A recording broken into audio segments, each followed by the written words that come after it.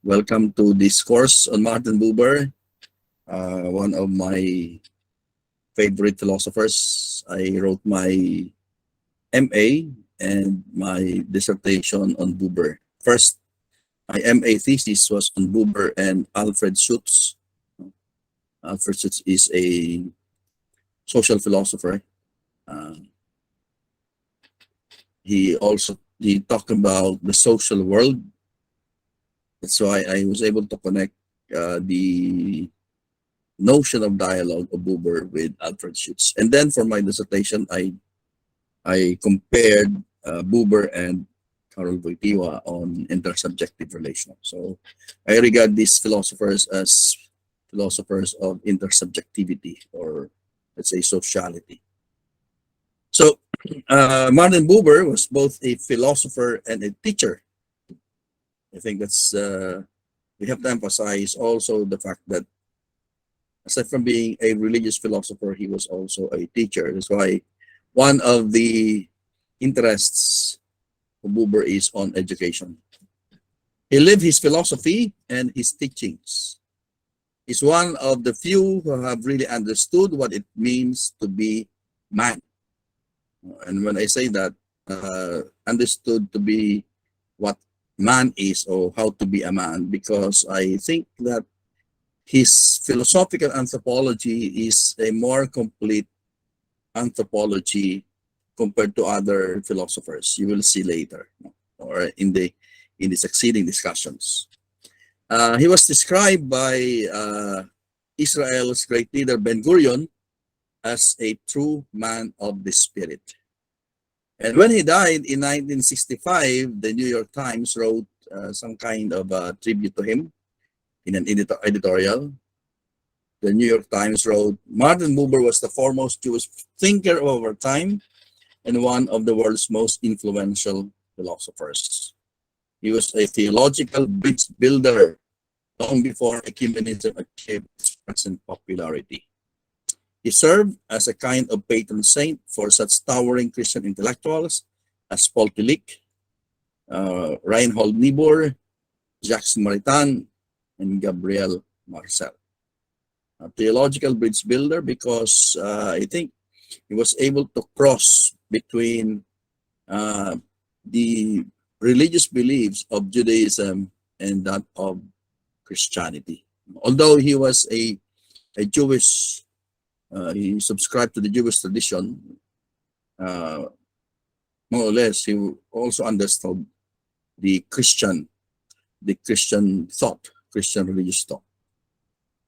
Martin Buber's philosophy is reflected in his philosophy, and his contribution to philosophy is not only his own teaching, but his very being. Abraham Joshua Heschel wrote in Newsweek, again a tribute to Buber, I know of no one with a life as rich with intellectual adventures or so strongly responded to their challenges as Martin Buber. His greatest contribution was himself, his very being. There was magic in his personality, richness in his soul. His sheer presence was joy. So these are testaments to the personality, to the teaching of Martin Buber. So this would explain why I am attracted to his philosophy.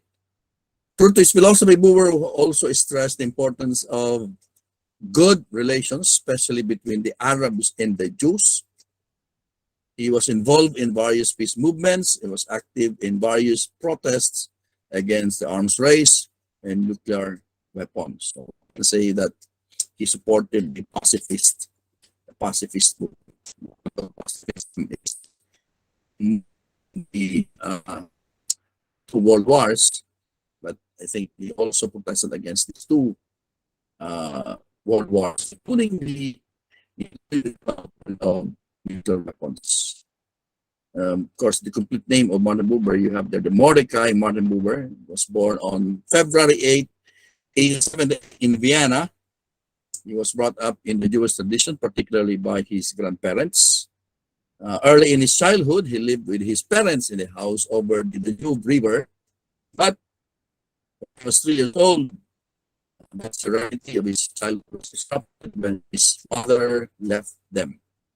So his mother just, according to the autobiography of Martin Buber, meetings, he said, his mother is his spirit. From that home, the child. When he asked his, the girl who was taking care of him, where his if his mother will ever come back, the girl who was tended to Buber, she will never come back. And according to Buber, that's the first experience of mistreating. So he was taught to love uh, his grandparents after the separation of his parents.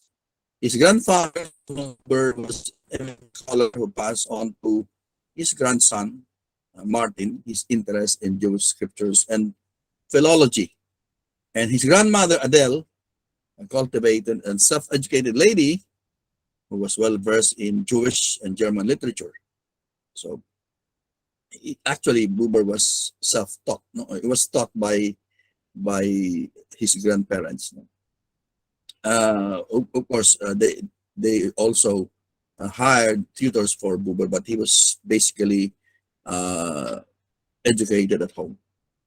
His father, Karl, was a wholly sentimental man from whom Martin learned the importance of interhuman dialogue, the sense of active, responsible contact that could arise to full reciprocity. So these experiences of Buber, his early experiences with his grandparents, with his parents, although with his mother, it's the negative, no, it's a negative, it's the opposite.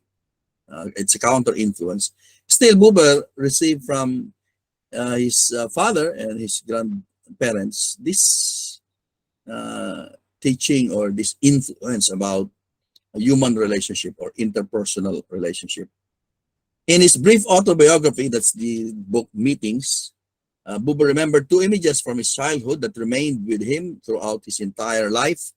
First, the memory of their house in Vienna, where he spent the first 3 years before moving with his grandparents, and the tragic recollection of the separation of his parents that happened when he was 3 years old. Um, Buber remembered this experience when he asked the girl who was looking after him whether his mother will come back. She said she will never come back. So this, as I've said, Buber uh, referred to this meeting as one of those experiences that really um, uh, preoccupied him. No? The concept of relationship, the concept of mutuality.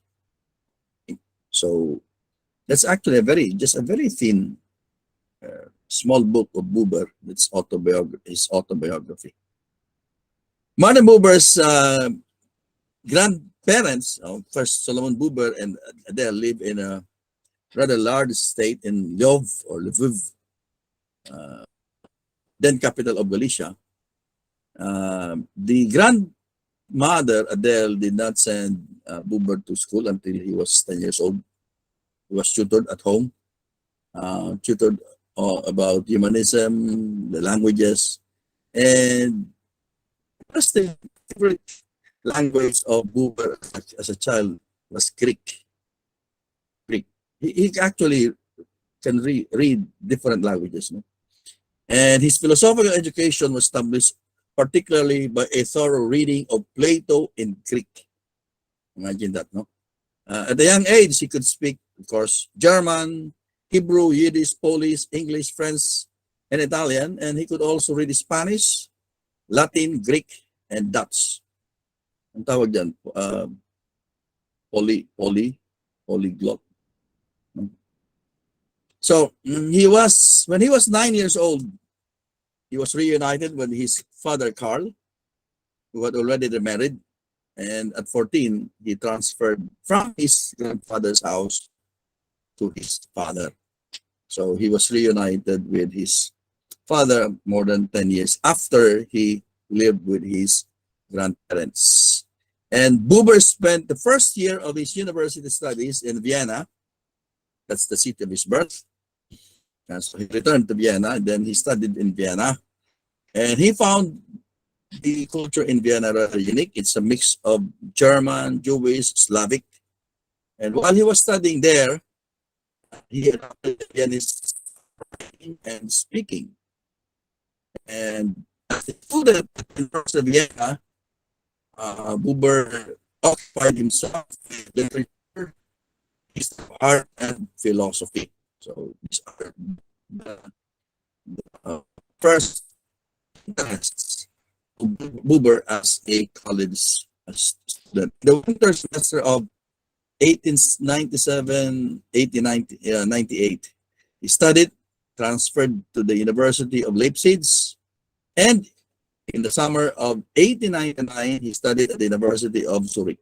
So in Leipzig and in Zurich, he attended the lectures in philosophy, history of art and literature, classical philosophy, and even at the time, including the Austrian physicist and philosopher Ernst Mach. Mach was for the unit of speed, Mach. The German psychologist Wilhelm Wundt. Wilhelm Wundt is the main proponent of structuralism in psychology, and the German psychologist and philosopher Karl Stamp. As a student, he was oriented to the natural science and also enthusiastic about the psychiatric clinic. Psychiatry also provided Buber with much input about the psychological makeup. Now, his philosophical and educational activities, these are the philosophies or philosophers that Buber studied early in his life in the university. He studied Nietzsche, Kant, and at the time, these are the predominant philosophical system. He was influenced by the existentialist thought in the early years of his life. I have mentioned that he was also influenced by Kierkegaard, aside from Nietzsche, and he partly agreed with the idea of the single one of Kierkegaard, although he had something to say. He criticized Kierkegaard's notion of the single one. I think I mentioned that last time during our informal talks. And he also agreed with, it was influenced by Nietzsche's emphasis on the concrete and wholeness of being. And this idea of the concrete wholeness of being of Nietzsche enriched his thought, especially his thought about man, about his philosophical anthropology. And he was also influenced by phenomenology with its emphasis on time and the personal standpoint in observing personal experiences. I think that's something that is common among this contemporary, and when I say contemporary, I mean the existentialist and phenomenological or phenomenologist. The first person standpoint. You can trace that first person standpoint way back to Descartes, the cogito. At an early age, he joined the Zionist movement, Zionism in Vienna.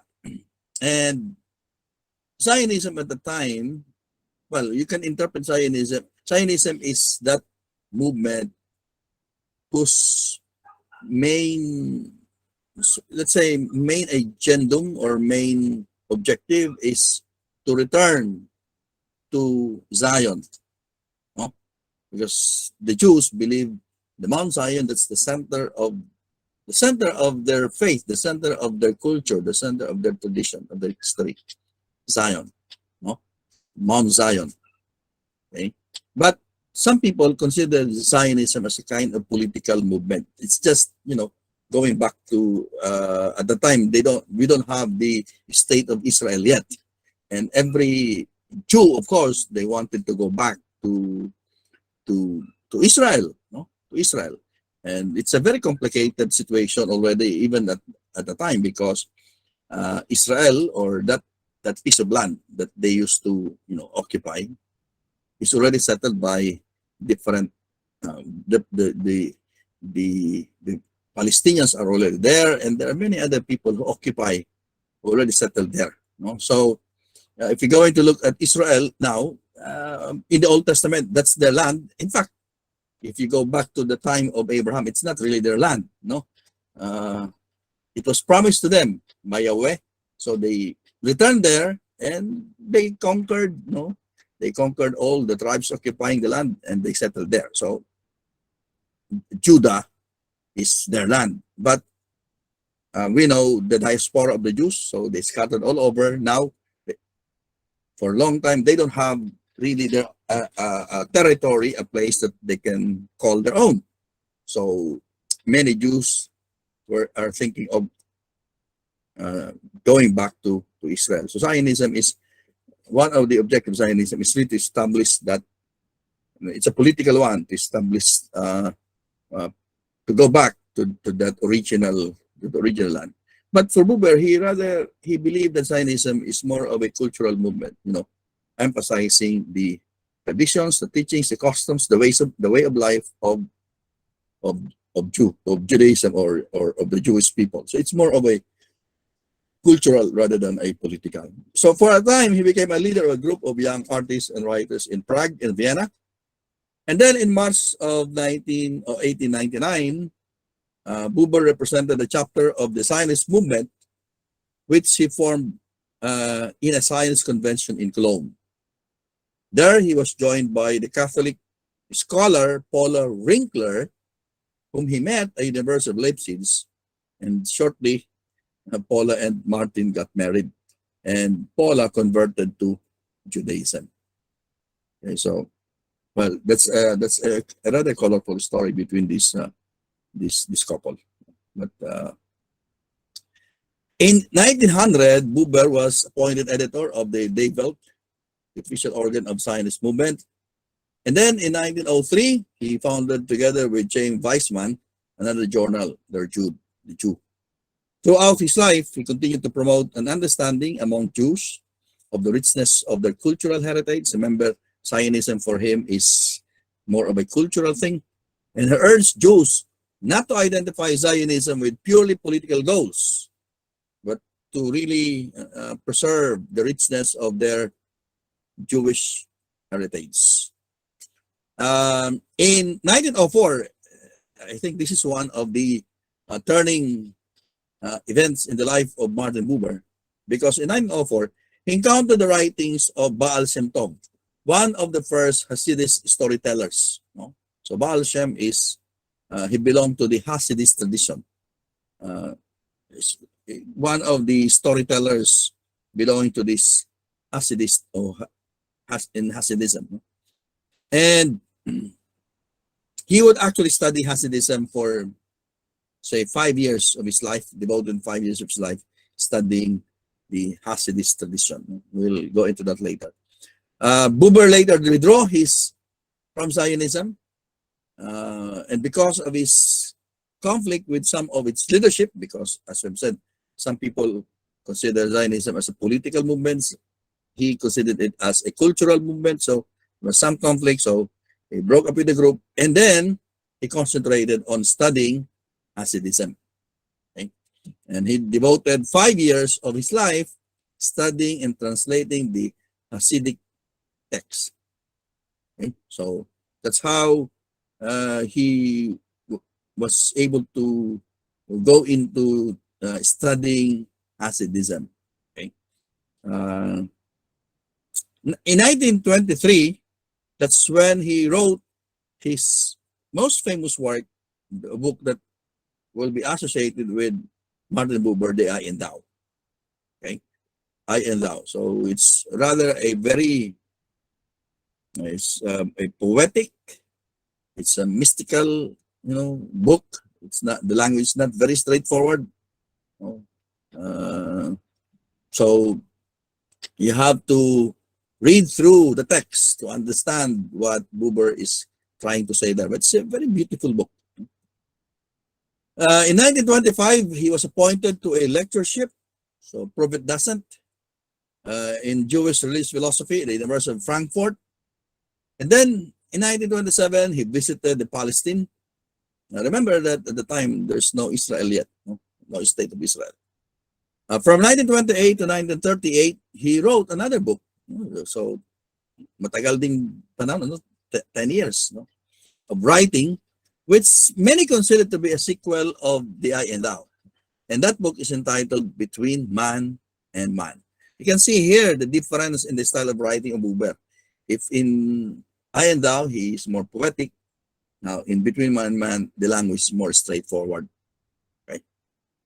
And considering that he is a Jew, Jewish blood, he also experienced and endured the violence of the Nazi anti-human regime. You can just experience you can just imagine the experience of the Jews during the time of Hitler and of the Nazis. So he also endured this. He experienced the most violent upheavals in cultural changes, including the two world wars, and of course the immense revolution in thought and technology. In the 1930s, Buber experienced the hardship of every Jew experienced under the Nazi regime. So we have heard a lot of stories about the sufferings, the extinction, not just the execution of Jews, but the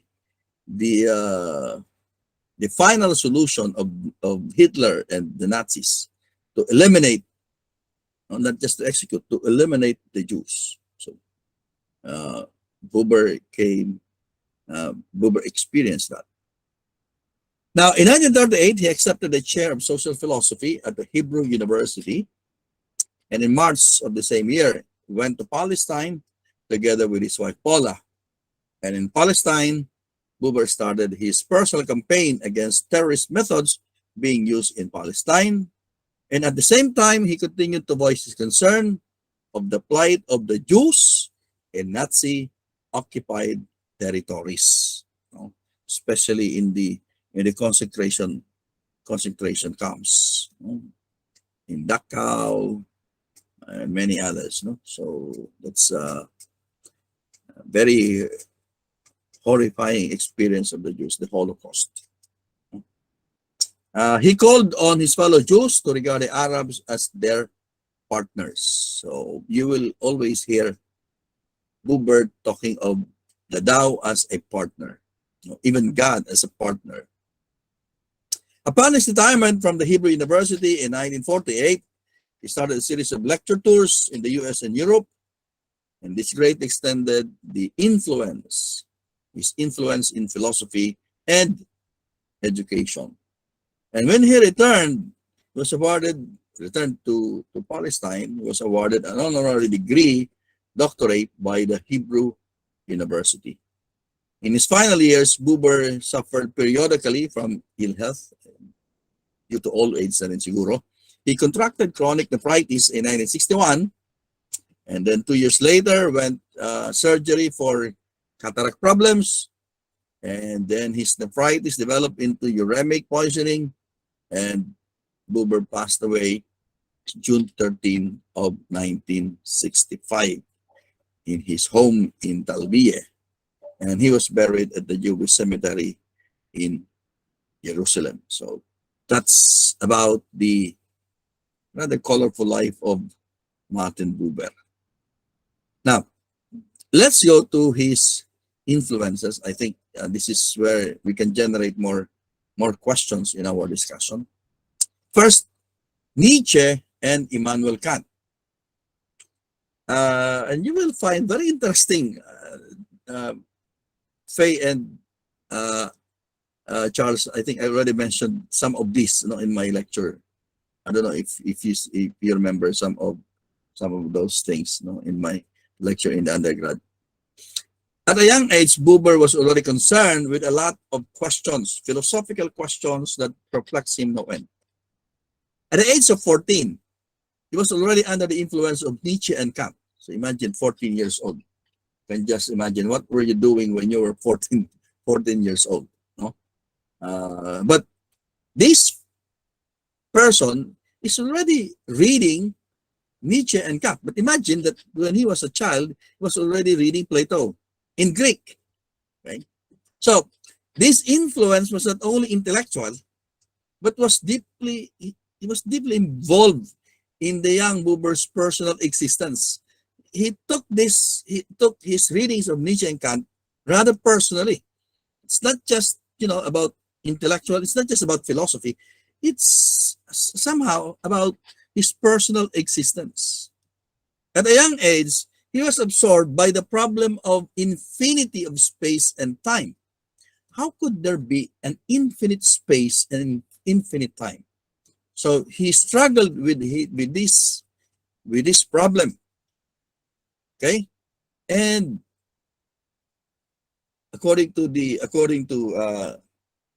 Buber himself, that he was thinking of ending his life because of this crisis.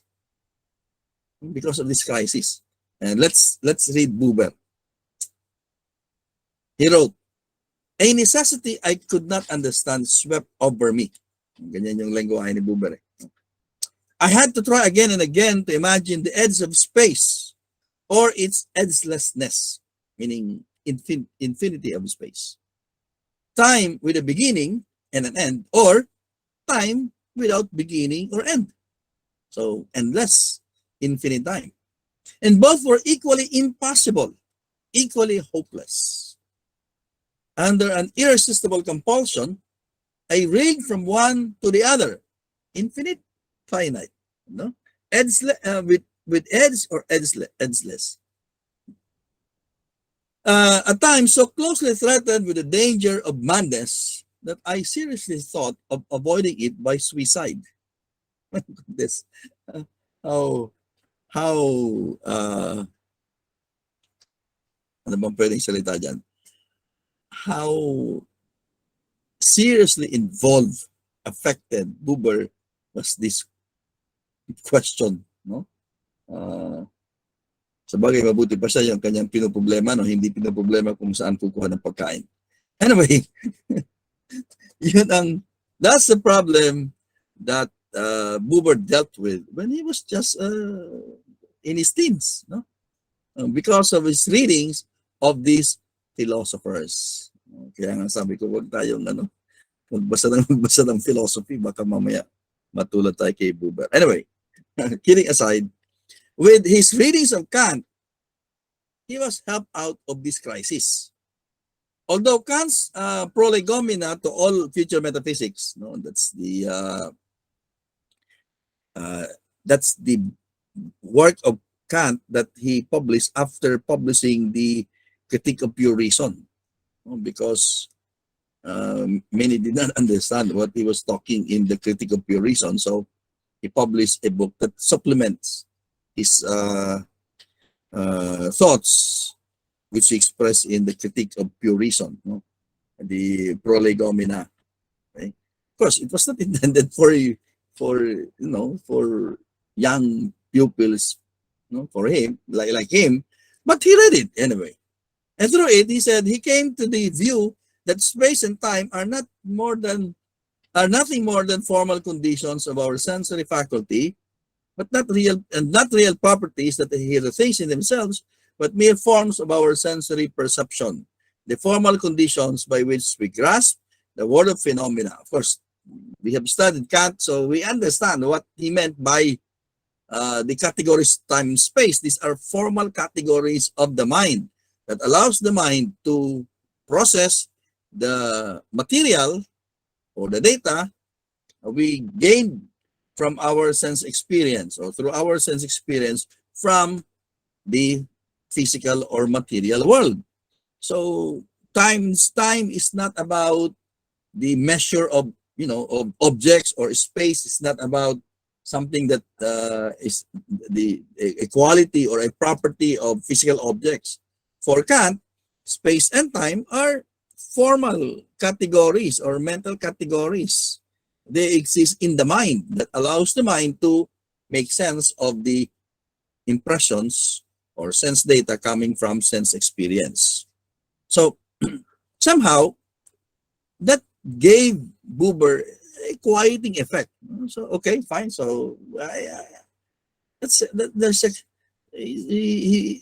for him good enough. Okay, good. I think I have to follow Kant on this. No, so according to Buber, it gave him a quieting effect. No? So and at the time he said it gave me a philosophical freedom. Does not have to think about time and space anymore.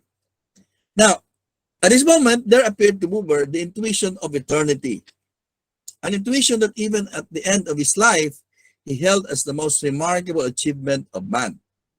Eternity is not endless time, but eternity is being as such, which is beyond the reach of all the finitude and infinity of space and time.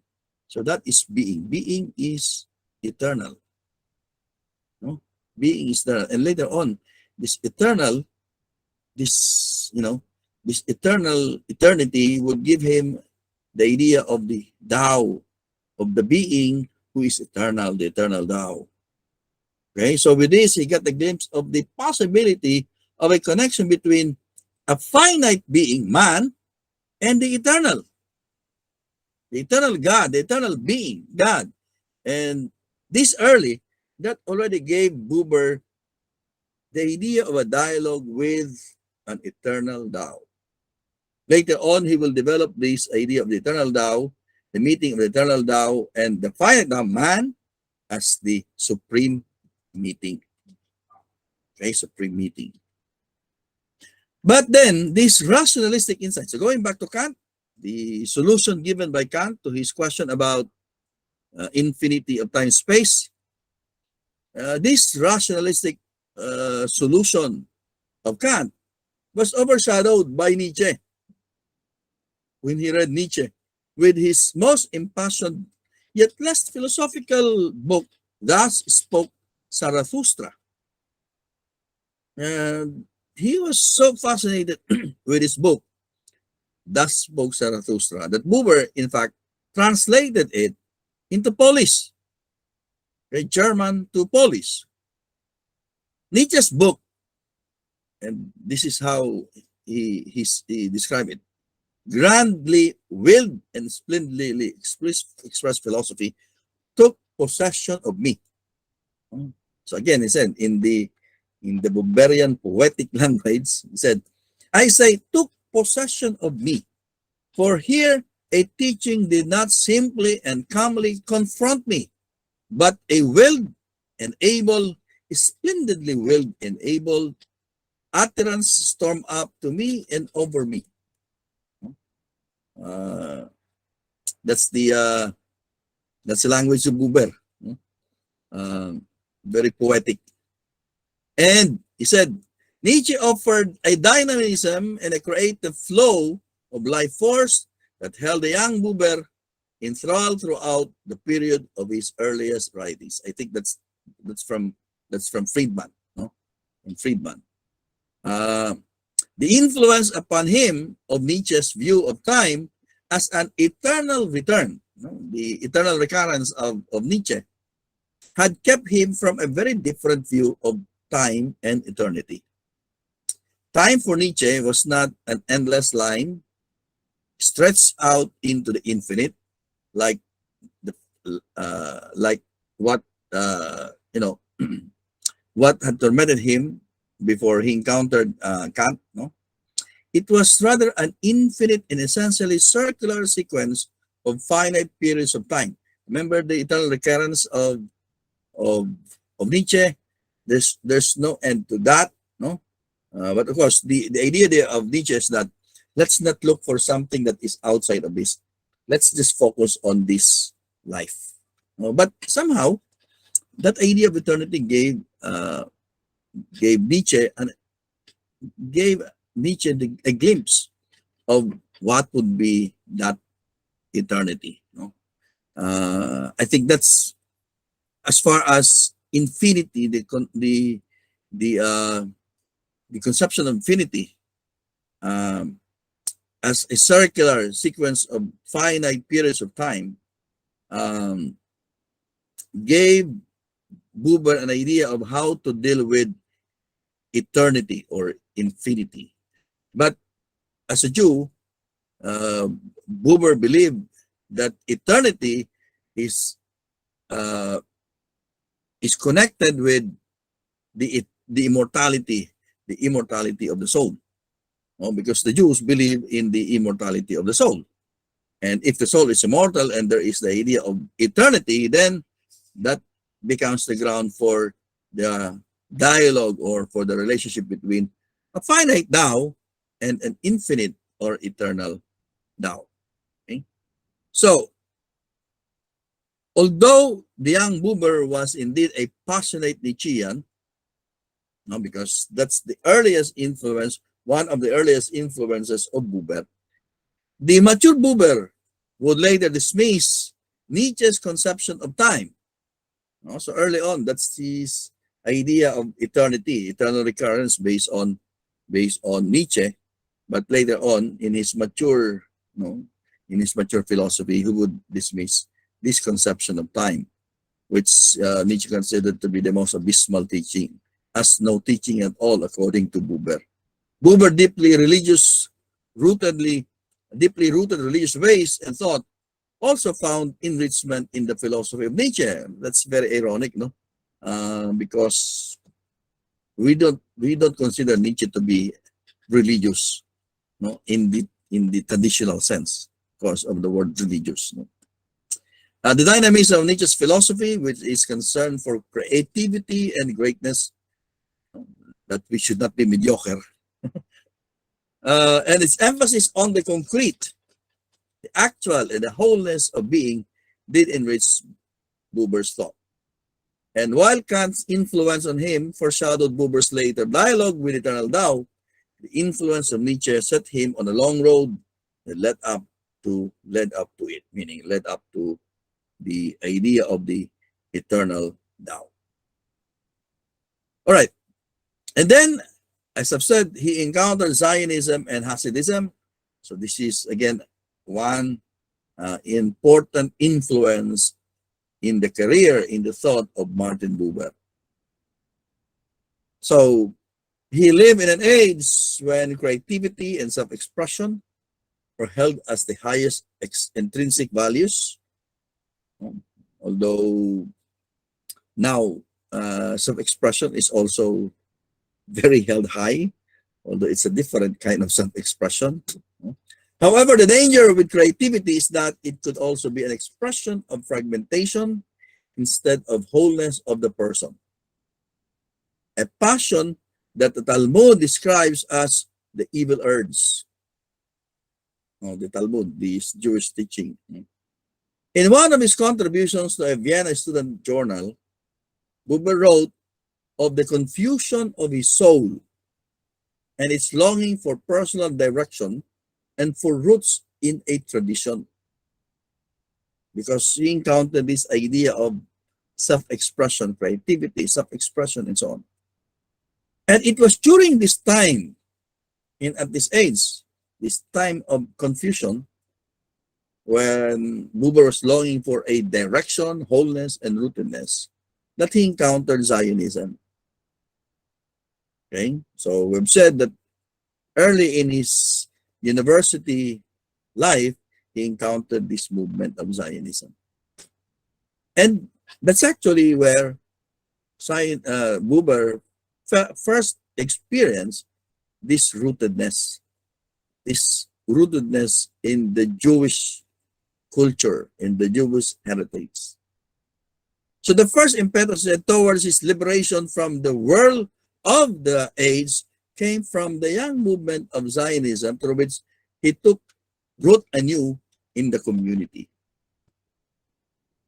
But for Buber, Zionism is the return to the Jewish roots, to the Jewish tradition. However, it did not mean an unqualified affirmation of everything Jewish and the abandonment of his critical attitude.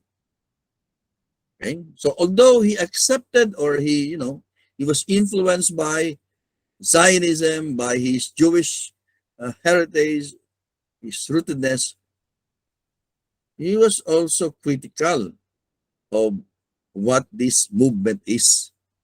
For him, Zionism is not political activism, but a movement of spiritual rebirth. It's actually a kind of Jewish renaissance in terms of culture and spirituality. Okay, so it's not political. And that actually became the cause of the conflict between Buber and some of the leaders of the movement.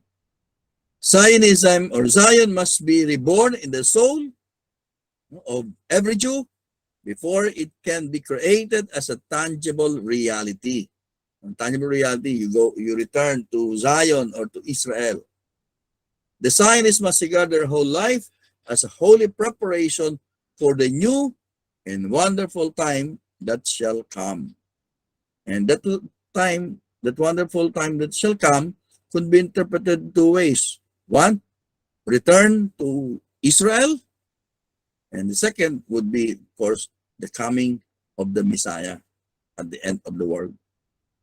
Because for the Jews, the Messiah has not yet arrived. He will come at the end of time, when the Messiah will, establish, rebuild the temple of Jerusalem and gather everybody to Jerusalem, or to Zion. Okay? So, Zionism means true seriousness, true purpose, and dedication to the Jewish life, no tradition.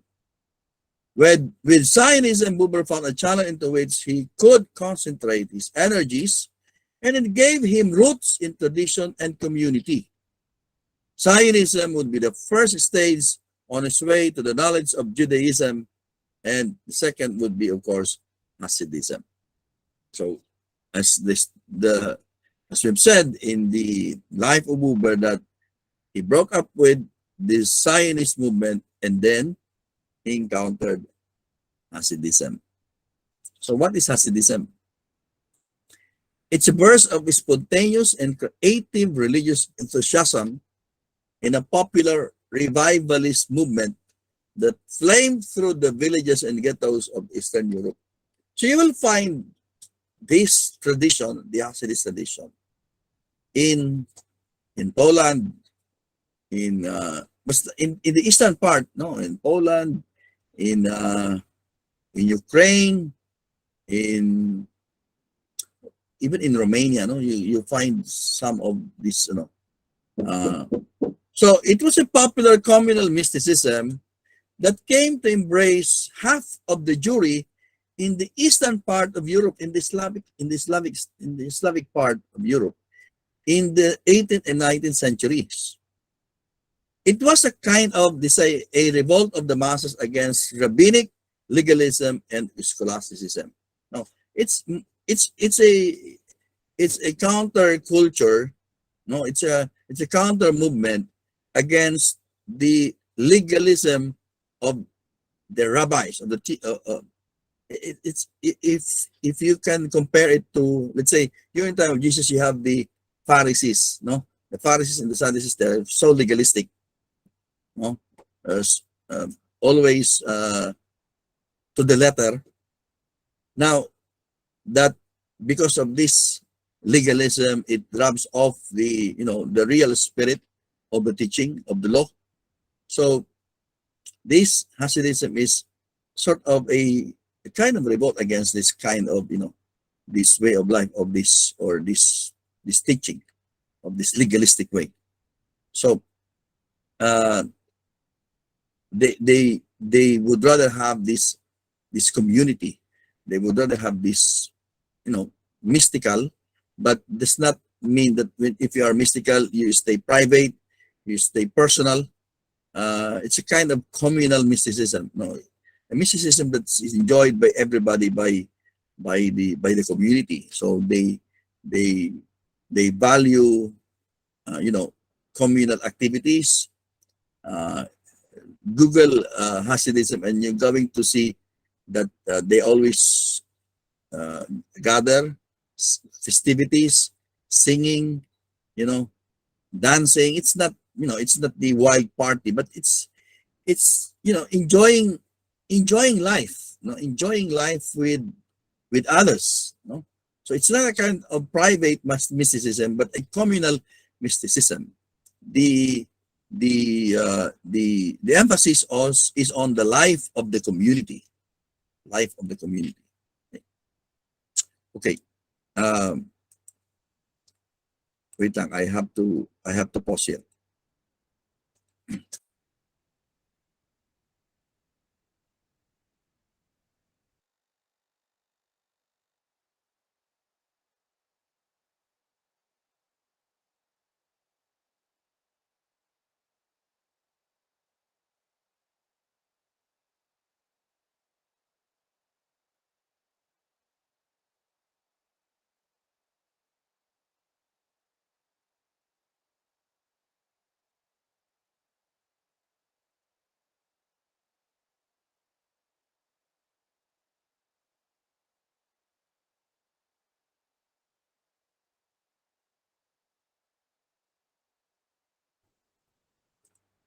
Sorry, may interruption. Okay, anyway. So uh so we're talking of this Hasidism, and you will see here later on when we discuss his philosophy, where he got all these ideas, these thoughts about community, about dialogue, and so on and so forth. Because although we've said he had experiences of this in his family, but it was in these movements, in these traditions, that uh, he got all this idea about intersubjectivity, about joy, about dialogue, and so on. So, as a Jew, he observed the intense and mystical faith and piety of the Jewish tradition, especially Hasidism. And he first encountered Hasidism in his childhood days. No? His, we know that he lived with his grandparents and then later on with his father. And Buber recalled that every summer, his father Carl would take him from their estate in Bukovina to a nearby village in Sadagora, which is the seat of the dynasty of the Sadikim. What is a Sadik? A Sadik is a religious teacher or a religious leader. Oh, that's the term, Sadik. However, it was his grandfather, Solomon Buber, a Hebrew scholar, who taught him the religious wisdom of this doctrine. So even before he studied Hasidism, he was already uh, informed, he was already instructed by his grandfather about Hasidism, doctrine of Hasidism. And as a child, Buber recalled, I had received the image of the Zadik, meaning the religious teacher. And through the solid reality, had glimpsed the pure idea, the idea of the genuine leader of a genuine community. And later on, just uh, fast forward, no? Later on, when he developed his idea of education or skill of education, he would go back to the idea of the Zadik, no? The religious teacher. Okay. So the teacher for Buber should be like a Zadik, a religious teacher, a religious leader. That's the leader of the community. So as I've said, he devoted 5 years of his life immersed in the study of these texts, and he did this by retiring from his public life just to study the Hasidic texts.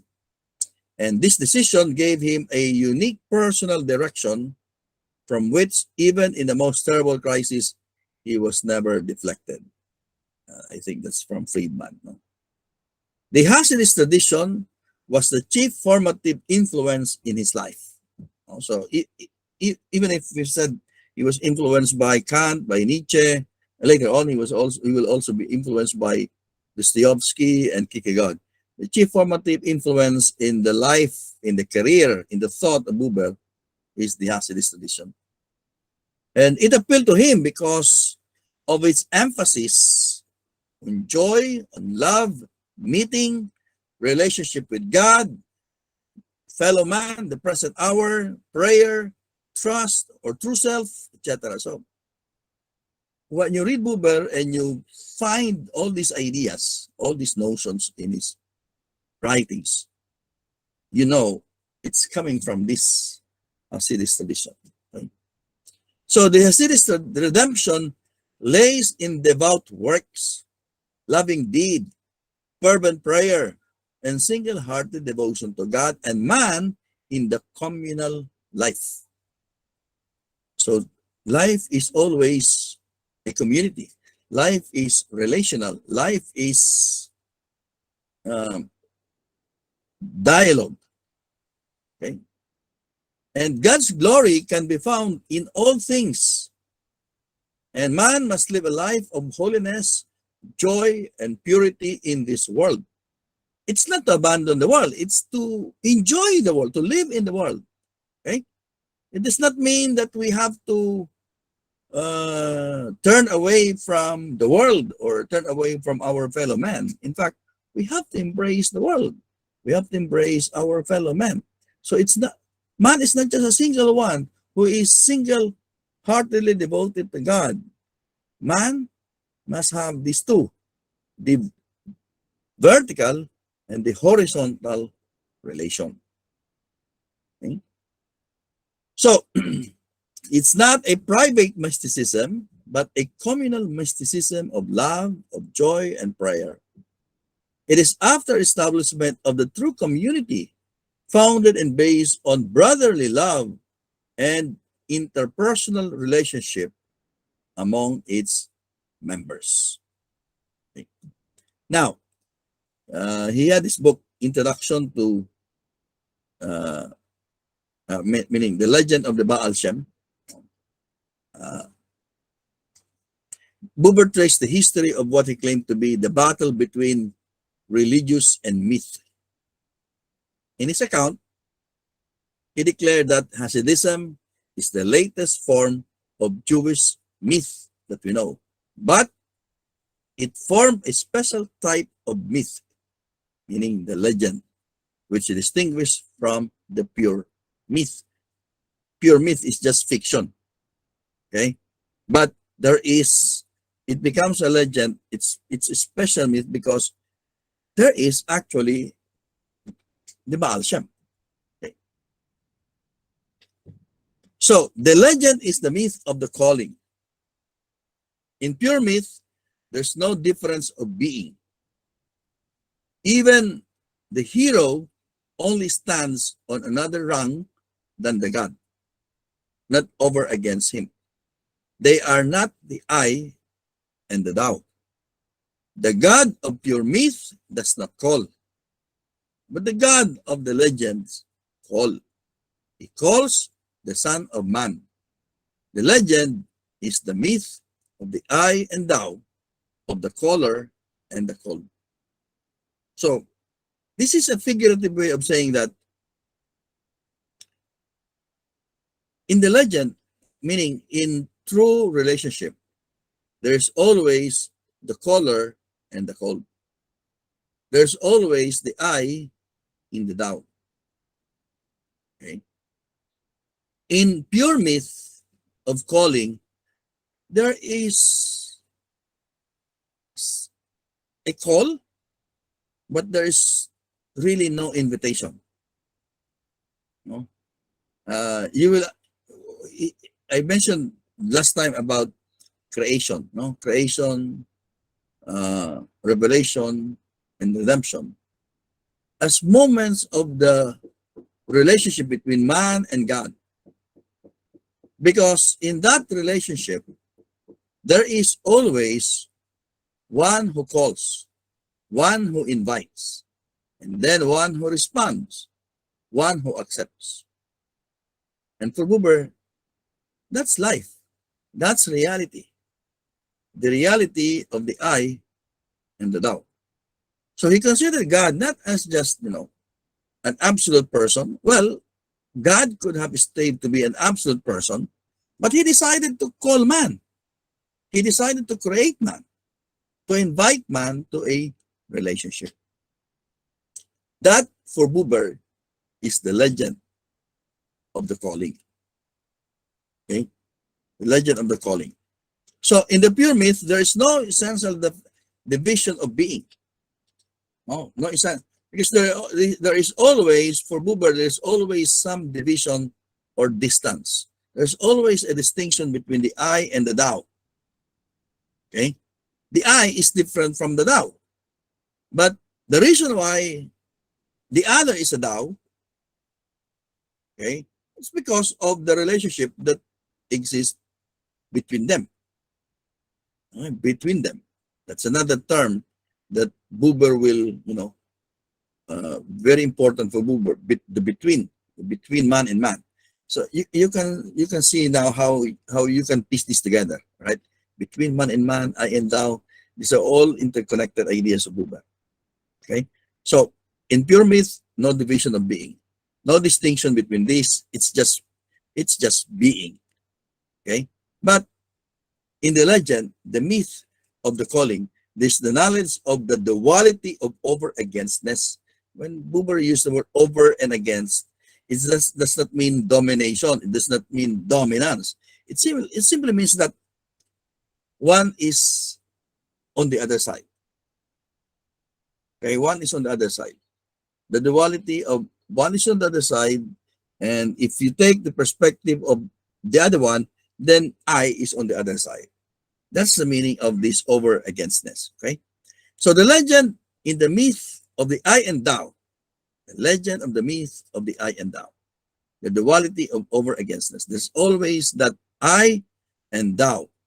There's always the finite thou, or in the case of God, the eternal thou. Okay, so it was in this book, in the legend of the Baal Shem, that Buber spoke in a fully developed manner and sense of the mutual relationship of the I and thou. Buber expressed that the possibility and reality of dialogue, especially between man and God, has accosted him in his youth, and the Hasidist tradition provided the supporting ground for his thinking. Based on the teaching of the legend, he wrote, a dialogical relationship is thus exemplified in its highest peak. Because even on this height, the essential difference between the partners persists unweakened. While even in such nearness, the independence of man continues to be preserved. So there is some scholars who picture this as the meeting of the two lines, like this. But even in that meeting between the I and the thou, between man and man,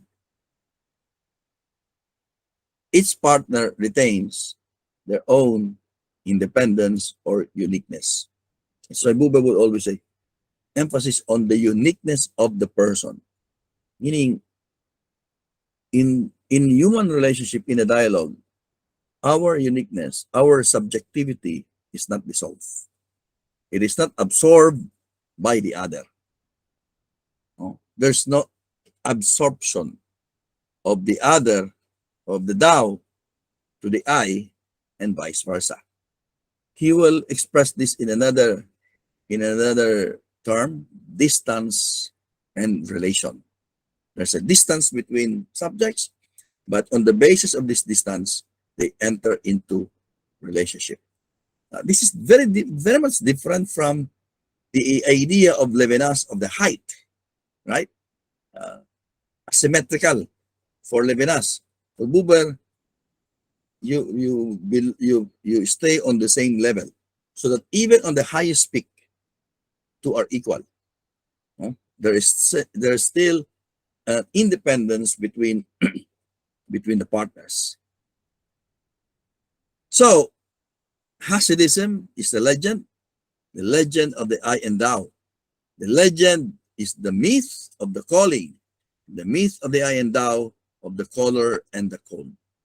It was Hasidism indeed that greatly contributed to the early development and growth of Buber's concept of man, the complete man, and his concept of relation.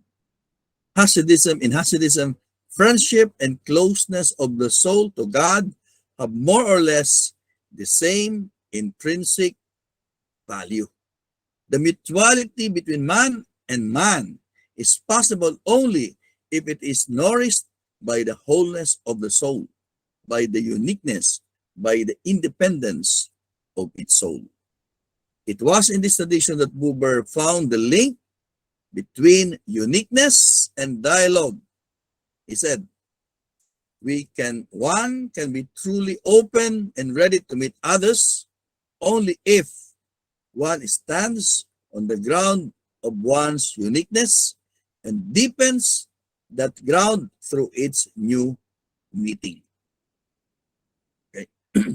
So Buber fully understood the ideals of the tradition and made for himself a mission, a call. He said, I recognize the idea of the complete man. At the same time, I become conscious of the call to make this known to the world. And finally, he was also influenced by Kierkegaard and Dostoevsky. Dostoevsky and Kierkegaard, including Nietzsche, are three of the most important intellectual and spiritual masters for Buber, of course, outside of Hasidism.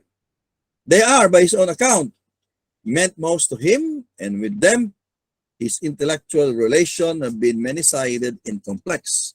Many-sided and complex because while he would agree with some of the ideas and thoughts of these philosophers, some of these ideas Buber would also dismiss or be critical about. With Kierkegaard, Buber found the importance of direct relation with God, and that the individual must constantly risk in the concrete uniqueness of its new situation, and in this process, emerge as a genuine person before going out to relate with others. Remember the three stages of life of Kierkegaard, no? The aesthetic, the ethical, and then the highest, the religious, where man established that relationship with God. No? Of course, that is exemplified by Abraham, no? Showing his faith to God. He stood firmly with Kierkegaard with the latter's insistence on being a single one and refusing to be swallowed up in the crowd because according to Kierkegaard, the crowd, the mass, is the opposite of the single one. No? The single one is the person he finds himself. And Buber agreed with Kierkegaard that man realizes the image of God through having become a single one. To become a single one is to fulfill the first condition of all religiosity. That means the single one must answer, must respond to God. However, although he agreed with the single one of Kierkegaard, he came up with his own understanding of the single one. The goal of the single one is to enter into relation.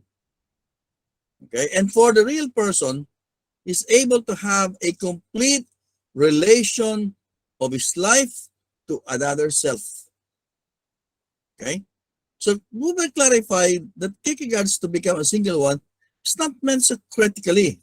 It's not intended for the right life, but it means to enter into a relationship. Okay? To enter into relationship. To become means for something, no? To become for something. And for here means one transcends the circle of himself, meaning that he goes out, no, to the other, but he makes himself ready to enter into a relationship with the other. So only when one becomes a single one can he enter into a relationship. But according to Buber, that entering into relationship is not limited to simply relating with God, because relationship can also be established between man and man. Okay? So the limit of the relationship with itself to itself and with God is not complete. So against Kierkegaard, he would insist that, well, fundamental relationship is triadic. It's between the self, the other, and God. So he refuted Kierkegaard's stand that the relationship of the single one is exclusive, meaning it's only between man and God. That happens in the religious sphere, right? In the religious stage. According to Buber, that is not the case. No? The real relationship with God cannot be achieved on earth if real relationship with the world and mankind or the fellow man is lacking. That relationship with God is not complete if we don't establish relationship with our fellow human beings. Okay?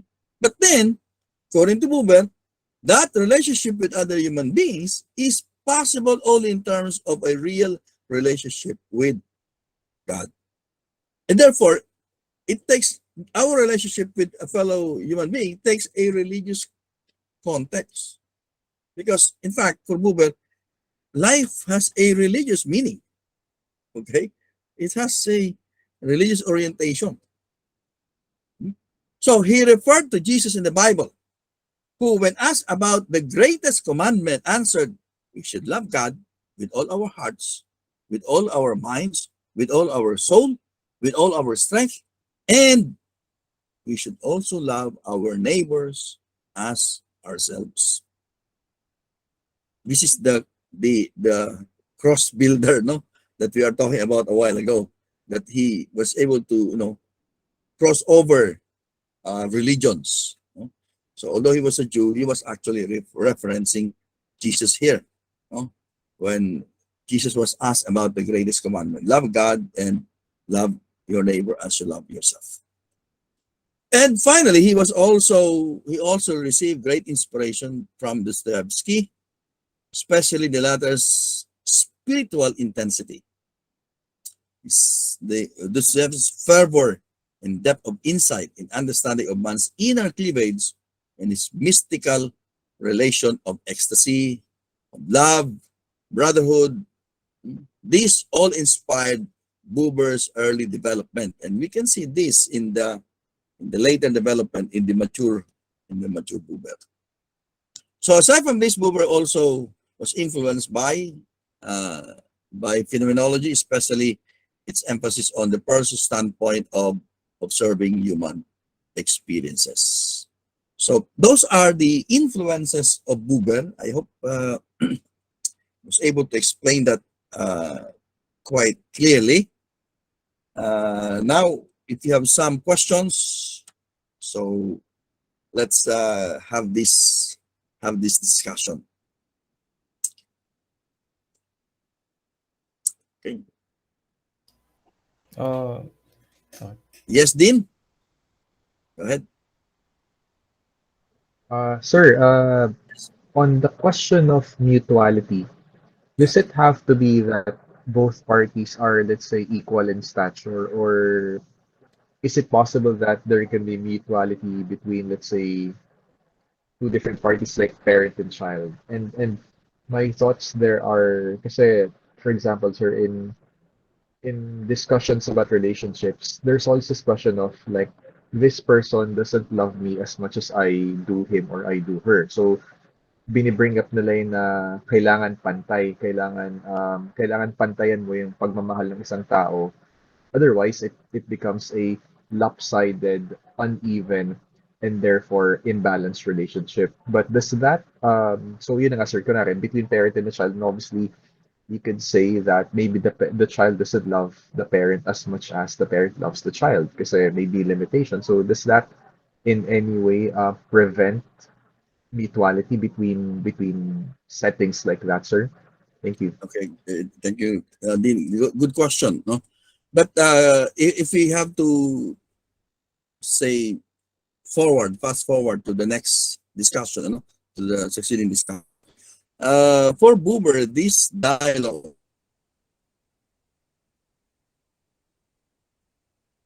or this is which he would call the ideal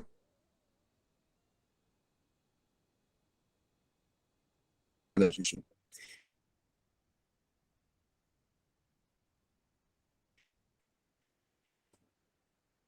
Sorry, nawala ako. Okay na ba? Medyo choppy pa rin po, Doc. Hello?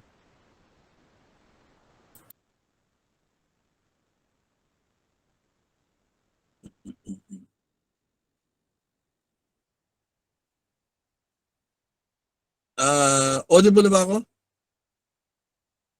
Yes po, Doc. Ayun. Yes, Doc. Laglag ako. Okay, anyway. All right. As I was saying, this relationship or this mutual relationship that Buber is talking about, which he would later call, or we would call the ideal relationship or the genuine dialogue, is a relationship that is based on trust, on respect, on care, on openness.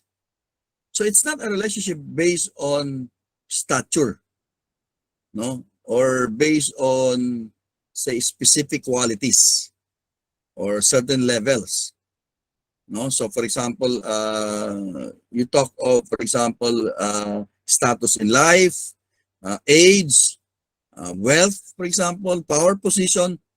For Buber, it's not based on that. So it can be a relationship between what we may call uneven, no, partners.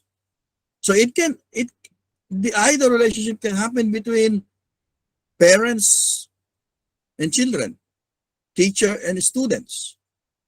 So those people who do not belong to the same, for example, economic status or social status. So for Buber, that is not a hindrance. In fact, those sort of limitations or challenges can be overcome by genuine dialogue, by respect, by care, by trust, by immediacy, and so on and so forth. Of course, in a mutual relationship, you don't deny that, no. You don't deny that the person you're talking or you're relating with is your parent. He's still your parent, but understanding that he's your parent, then you have to respect him. Okay, now it doesn't mean that you are higher and the other one is lower, that you will just dominate the other, but rather because he's below, then you have to respect, no, accord him the respect, no? The care that he needs. So I think Buber here is providing us with, a kind of a context or a basis for dialogue or relationship, good relationship to happen. And you can see this in his advocacies, for example, in his contribution to the peace, no, between the Arabs and the Jews, that they don't really belong to the same level. In fact, even if they belong to the same level, they belong to different cultures, different traditions. But for Buber, let's not settle on that. In fact, for Buber, let's not settle on the qualities of the person. Because when we settle on the qualities of the person, then we reduce the person to an it. He's no longer a thou. I hope I answered your question, Ginger. Okay, thank you. All right. Charles? Hello, Doc. Good. Audible po ba ako? Yes, yes. Okay. Doc, curious lang ako kung bakit hindi tinawag ni Buber na, di ba ang man ay? Ba't Ano ba, hindi... Napuputol po ba ako, Doc? Hello. Okay lang, hindi. Okay lang. Sige, hindi ko lang. Di ba tinatawag po yung man is I? Ba't hindi... this is to clarify lang naman po. Bakit hindi niya tinawag na I relationship? Dahil ba sa eternal daw yun na affirms na may divine capacity yung the other? Kasi 'di ba we only consider the other as a thou kapag nakikita natin siya na reflection ng sarili natin. Tama ba, Doc? Okay, one, dalawa yung terms na, no, yung I at saka yung reflection. Ha? So first, for Buber, the reason why, the same I yun, no? But in the context of relationship, relational kasi yun eh. So, the other appears as a thou to me.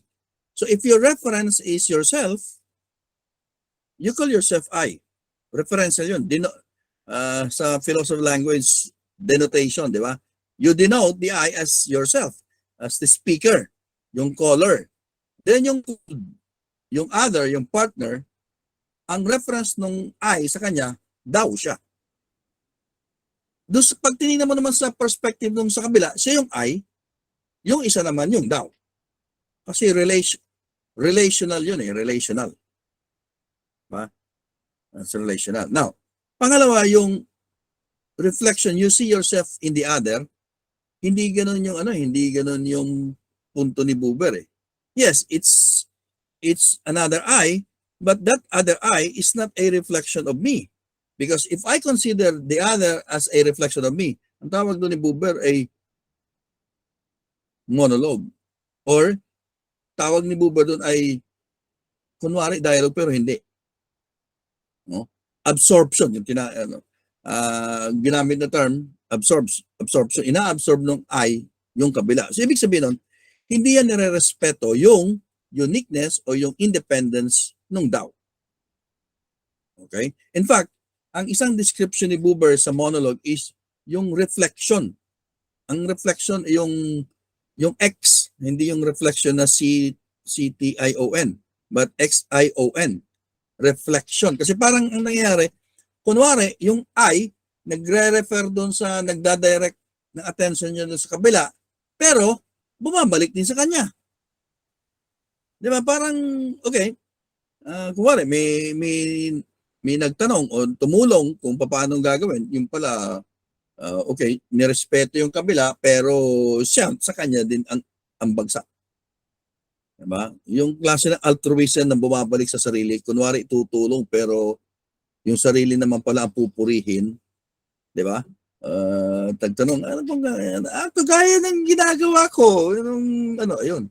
Naging bumalik, di ba?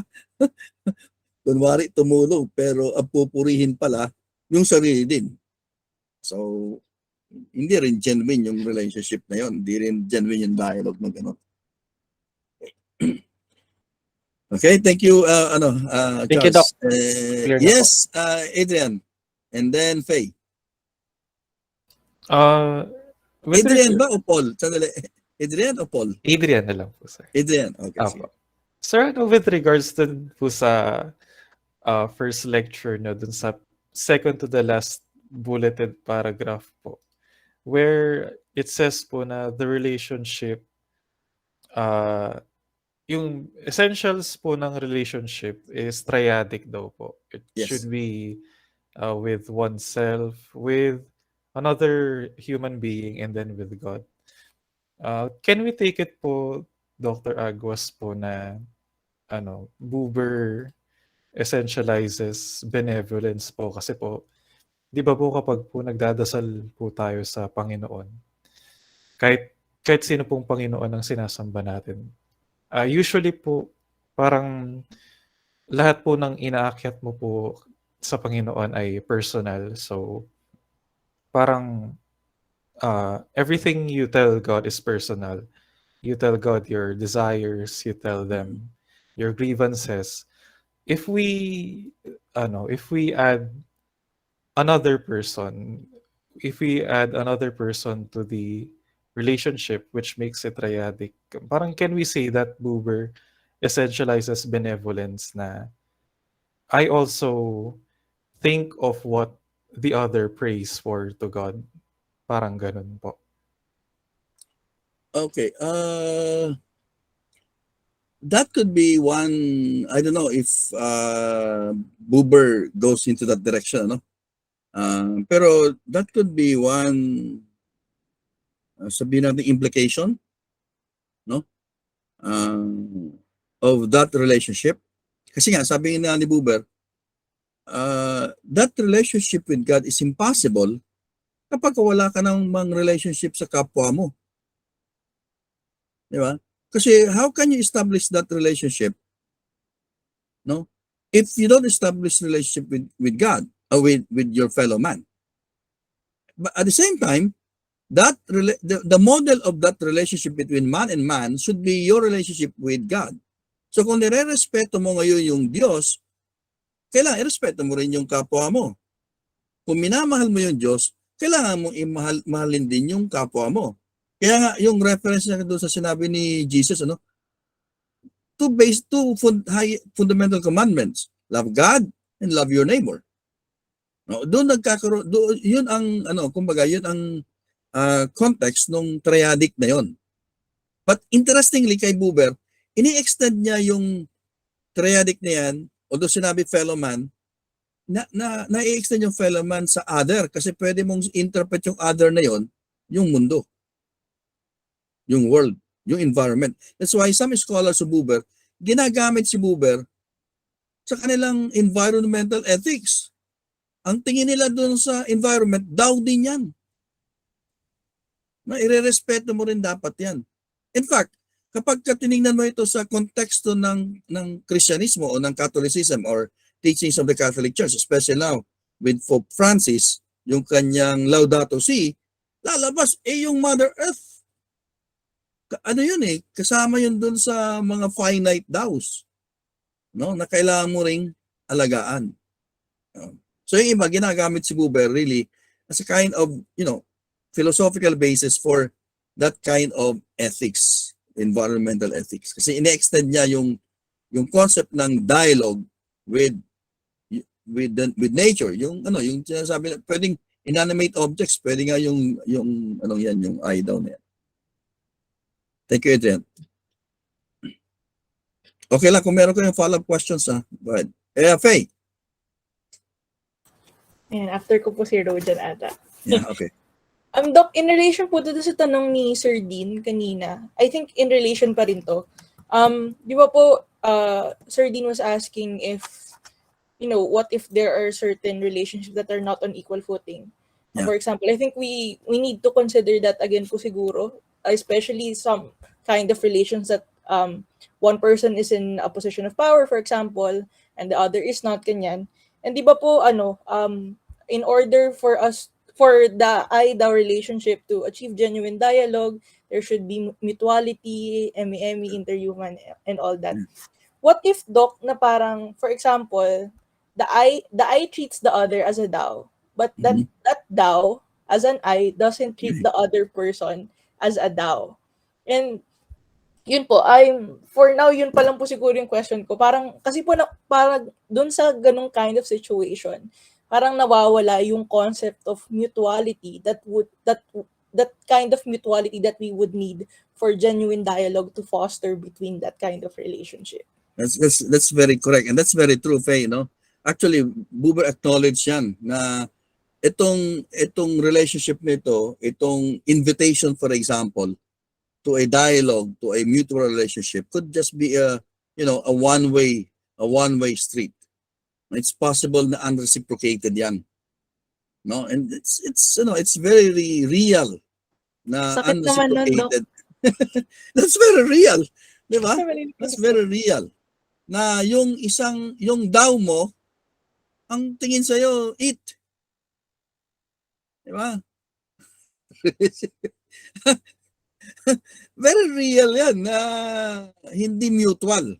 Pero sabi ni Buber, it could blossom into a genuine dialogue kapag dumating yung mutuality. Okay? Pagka merong mutuality. Pero sabi ni Buber, although yung mutuality na yan ay mahirap sa tao sa tao. No? Kasi yung tao pwede maging ang tingin niya doon sa iba it. Yeah? But when it comes to God, although we can treat God as an it, yung ibang tao, pag nagdadasal, akala mo ATM yung Diyos hingi ng hingi, no? Bigyan mo ko ng ganito, bigyan mo ko ng ganyan. Pagka nagdadasal, lagi na lang puro petition, no? Puro petition na lang. But according to Buber, the reason why God is called the eternal thou, because even if we treat him as an it, God will always be a thou. I mean, ang treatment niya sa atin, laging nag-i-invite palagi. Lagi siyang nag-i-invite. Nasa atin na lang yung pagpapasya kung tutugon tayo sa imbitasyon na yon. Kaya nga sabi ni Buber, again, balikan ko yung concept niya ng creation. Creation ay pagbigay ng pwesto, ng espasyo sa tao para makipag-ugnayan sa Diyos. No? At pagkatapos niyang bigyan ng espasyo ang tao na makipag-ugnayan sa Kanya, inihayag ng Diyos, reveal Himself, yung revelation. Ano? Doon sa paghahayag ng Diyos na yun, inimbita niya. Yun yung calling. No? And then yung redemption, yung response, yung tugon. So kung tutugon tayo sa imbitasyon ng Diyos, sa paniyaya ng Diyos, nakukumpleto natin yung nakukumpleto natin yung tatlong moments na yon ng yung tatlong moments na yon ng relationship ng Diyos at saka sa tao. Doc, Okay. pwede pong follow up. Yes, go ahead.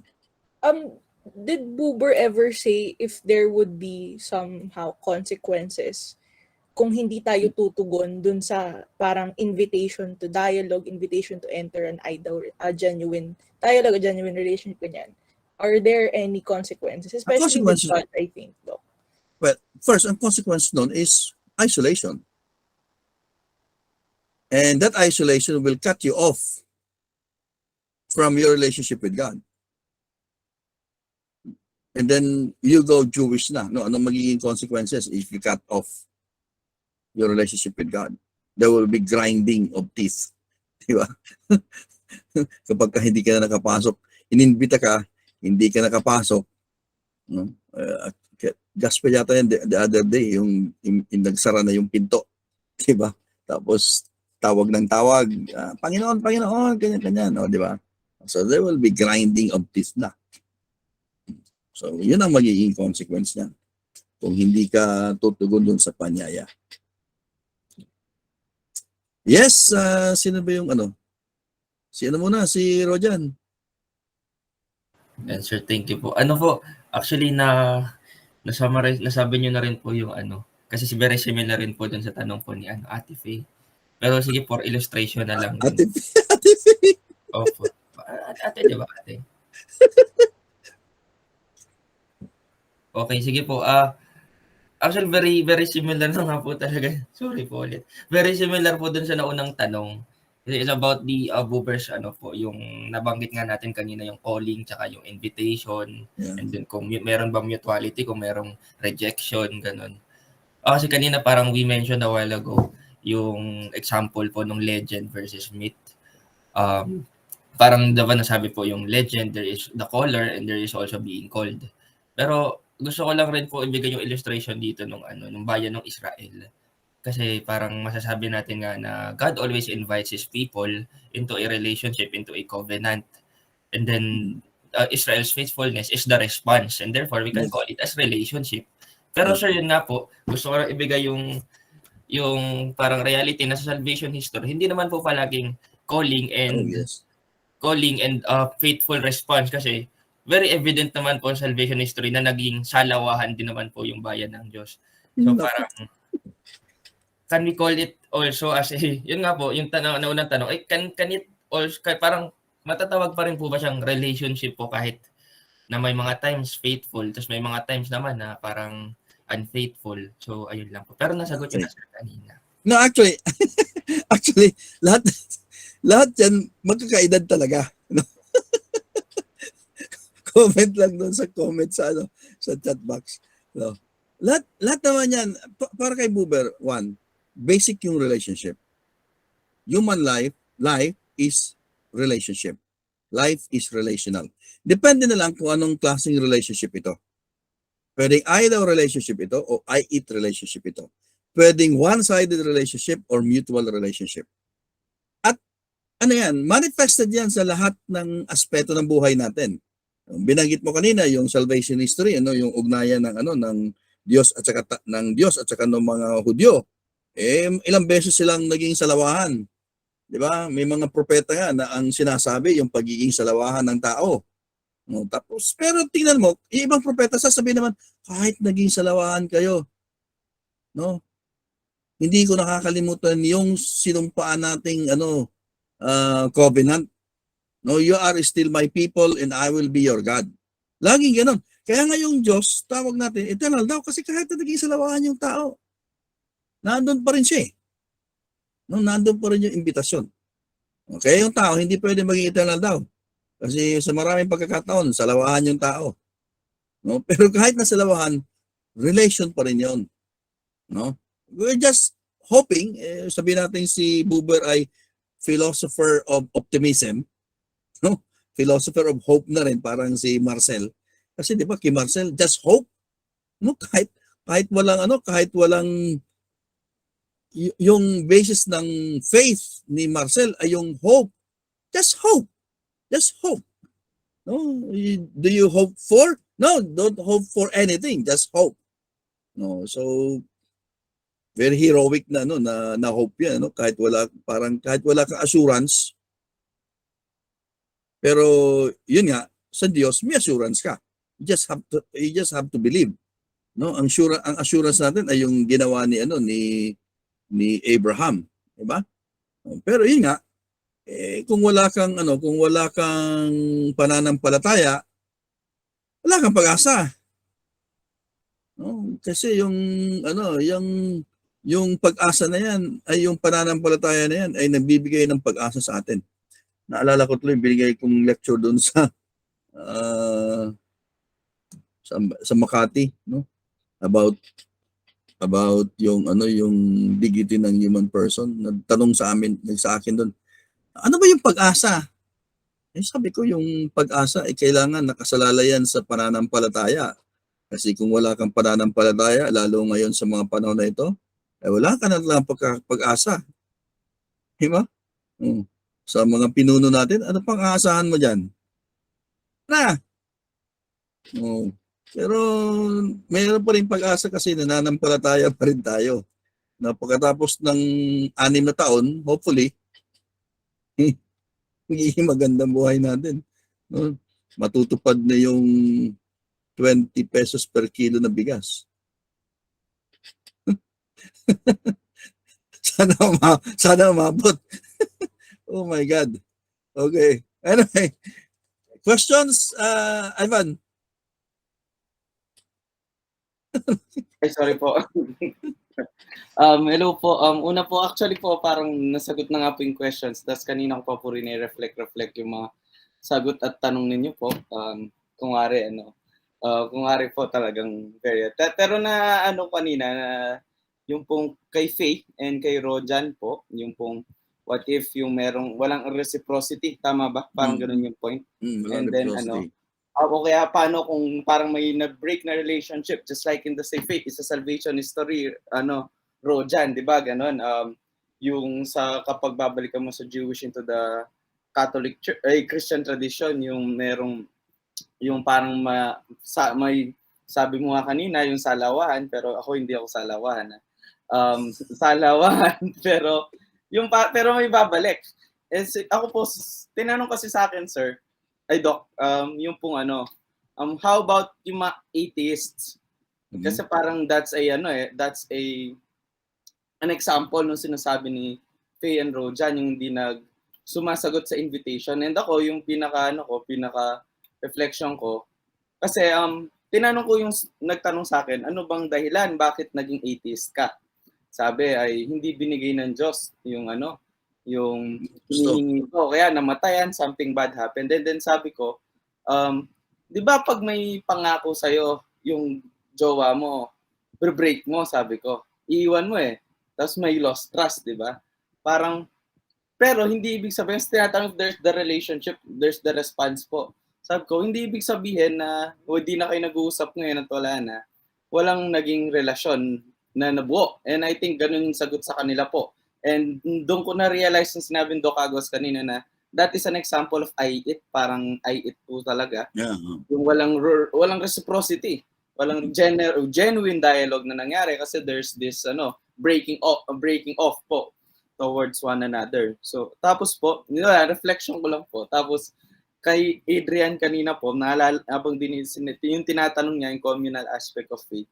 What reminds me po yung sa Homo Viator lagi, yung kay Marcel na po na and I think kung influenced by Buber or vice versa si Marcel, siguro yung matutulad doon yung sa triadic po na yung sinagot nyo rin kanina, Doc, na it's about being in a relationship with God is always being in a relationship with others.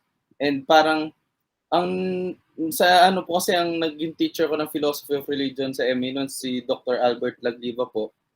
Yung sinabi niya ay yung parang kapag hindi ka naki-connecta sa iba, ikaw mismo mahihirapan ka na kumonekta. Though that's very Marcellian, pero I don't know, Doc, if that's how Buber interprets it po. Siguro yun po yung tanong ko. Well, lagi talagang may connection, ano? Lagi may connection, lagi mayroong relation. Again, balikan natin na yung I eat, relation pa rin yun. Pero it's a relationship of using, relationship of domination, relationship of objectification, at malawak yung I eat relationship na yan. Pwede magmula yung, halimbawa, nag-uusap kayo, una nakikinig ka sa sinasabi niya, ang tingin mo talaga sa kanya, talagang focus ka doon sa kanyang sinasabi. And then napansin mo yung kanyang hitsura, napansin mo yung kanyang damit, napansin mo yung imbis na naka-focus ka doon sa tao, naka-focus ka na ngayon doon sa mga qualities, sa features niya. Naging I eat na ngayon. At yung I eat, pwede rin yung ginagamit mo na yung tao. So ang lawak ng kanyang yung spectrum niyan, yung degrees ng I eat relationship. Pero sabi ni Buber, hindi lahat ng I eat masama. Yung I eat na inaabuso mo, masama yon. Pero I eat mismo, yung itrato mo ang isang bagay, halimbawa na bagay, hindi siya masama. Kasi sabi niya, importante sa buhay na magkaroon ng I eat. Kasi kung hindi mo i-objectify, for example, yung mga bagay-bagay, ang mundo, kailangan yun eh. Sabi niya, without it, we will not survive. But he who lives with it alone is not a man. Sabi naman niya, kasi kailangan mo ng I-thou relationship. So, sabi ni Buber, parang swinging of pendulum yan. Nagsiswing. Kahit ngayon nagle-lecture tayo, pag tinitingnan, ito, although ang medium natin ay itong screen, pero tumatagos yung aking diwa sa inyo bilang mga estudyante, bilang mga tao. Pero the moment na nag-focus ako doon sa mga picture lang ito ng mga estudyante ko. Ito lang yung mga laptop lang tong kausap ko rito. Ay it na to. No? So yun ang actually yun din ang challenge na sa isang banda andun yung I eat pero kailangan labanan mo na i-reduce mo lahat sa I eat. Kasi doon lagi pumupunta talaga yung relationship. No, pwede maging one-sided yan, etc., etc. Okay. Right?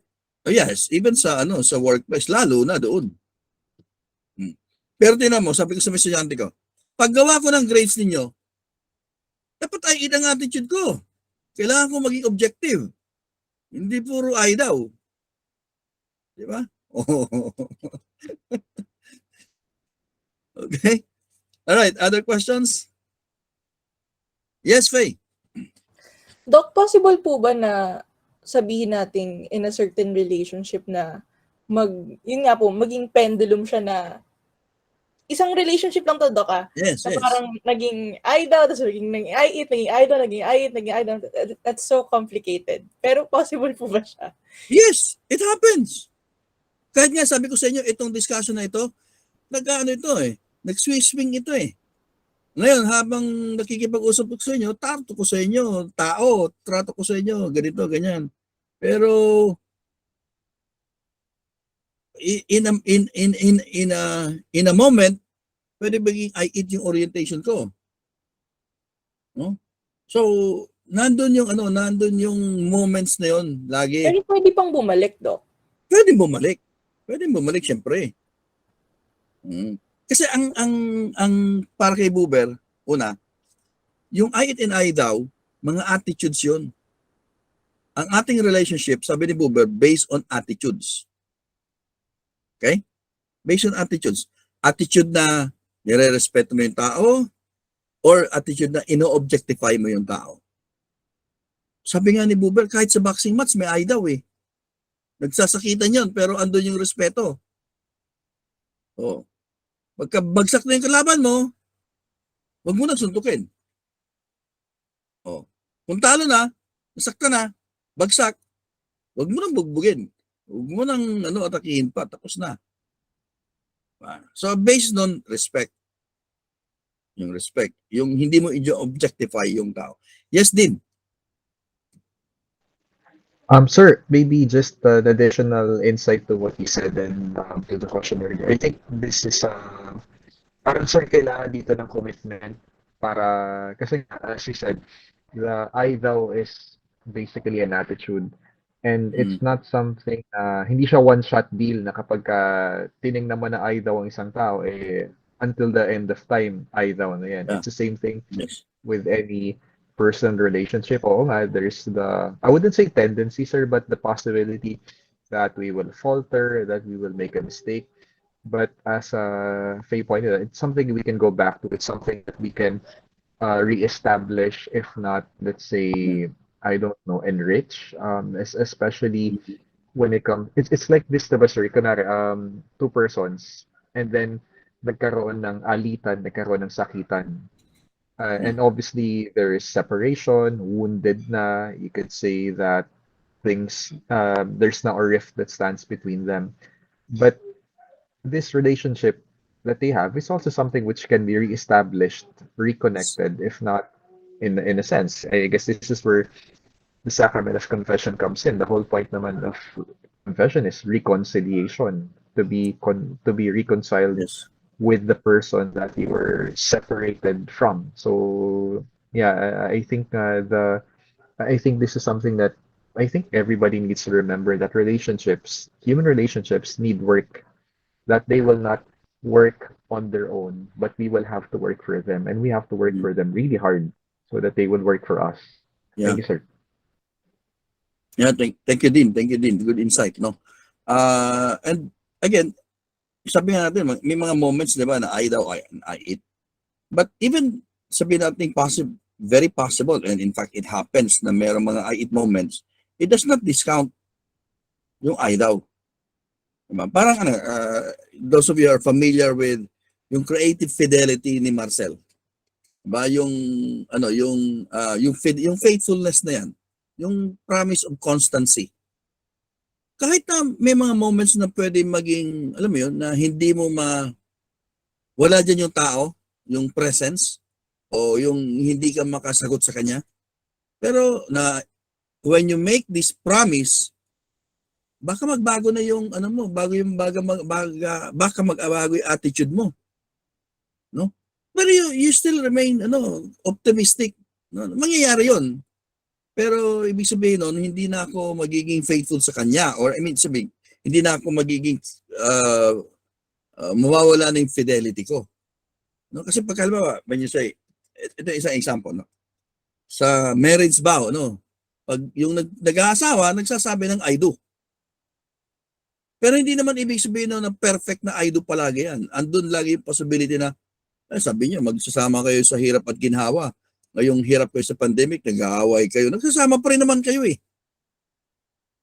So the point there is, it does not overshadow, the it should not overshadow the thou. The it will always be real. It will always be there. No? Maraming moments na nandiyan yan. No? Lurking. Kaya nga, nagsiswing, pabalik-balik yan. No? Pero ang point dun is, huwag ka mag-stay dun sa isa. Huwag ka mag-stay dun sa I-it relationship lang or I-it attitude. No? Huwag mo namang sabihin masama yung I-it na yan kasi kailangan mo rin ng I-it niyan. Paano ka kakain yan kung walang objectification? Diba? Paano ka naman mag-progress niya kung walang utilization? Diba? O walang manipulation.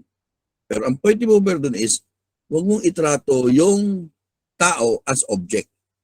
Don't objectify him. Pero merong mga merong mga objectification na kailangan talaga. Paggawa mo ng pag-check mo ng papel, kailangan mo maging objective. Pwede ba yung I daw sa pag-check ng papel kahit mali? Ay, tao naman ang sumagot nito eh. Kailangan tama na rin ito kahit na mali. Hindi pwede yun. Ganun ka ba mag-check, Ivan? Sabihin mo, ay, tao naman ang estudyante ko eh. So kahit na mali-mali yung sagot niya, ipe-perfect ko na ito. Okay, other questions? Wala na? Sige po, si Adrian po. Yes, Adrian. Sir, I would just like to ask why Buber denied Nietzsche's conception of time.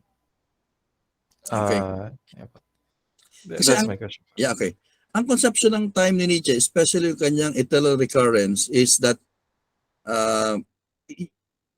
you have to live your life as if there's no way out of this present life, or that there is no way out of this life.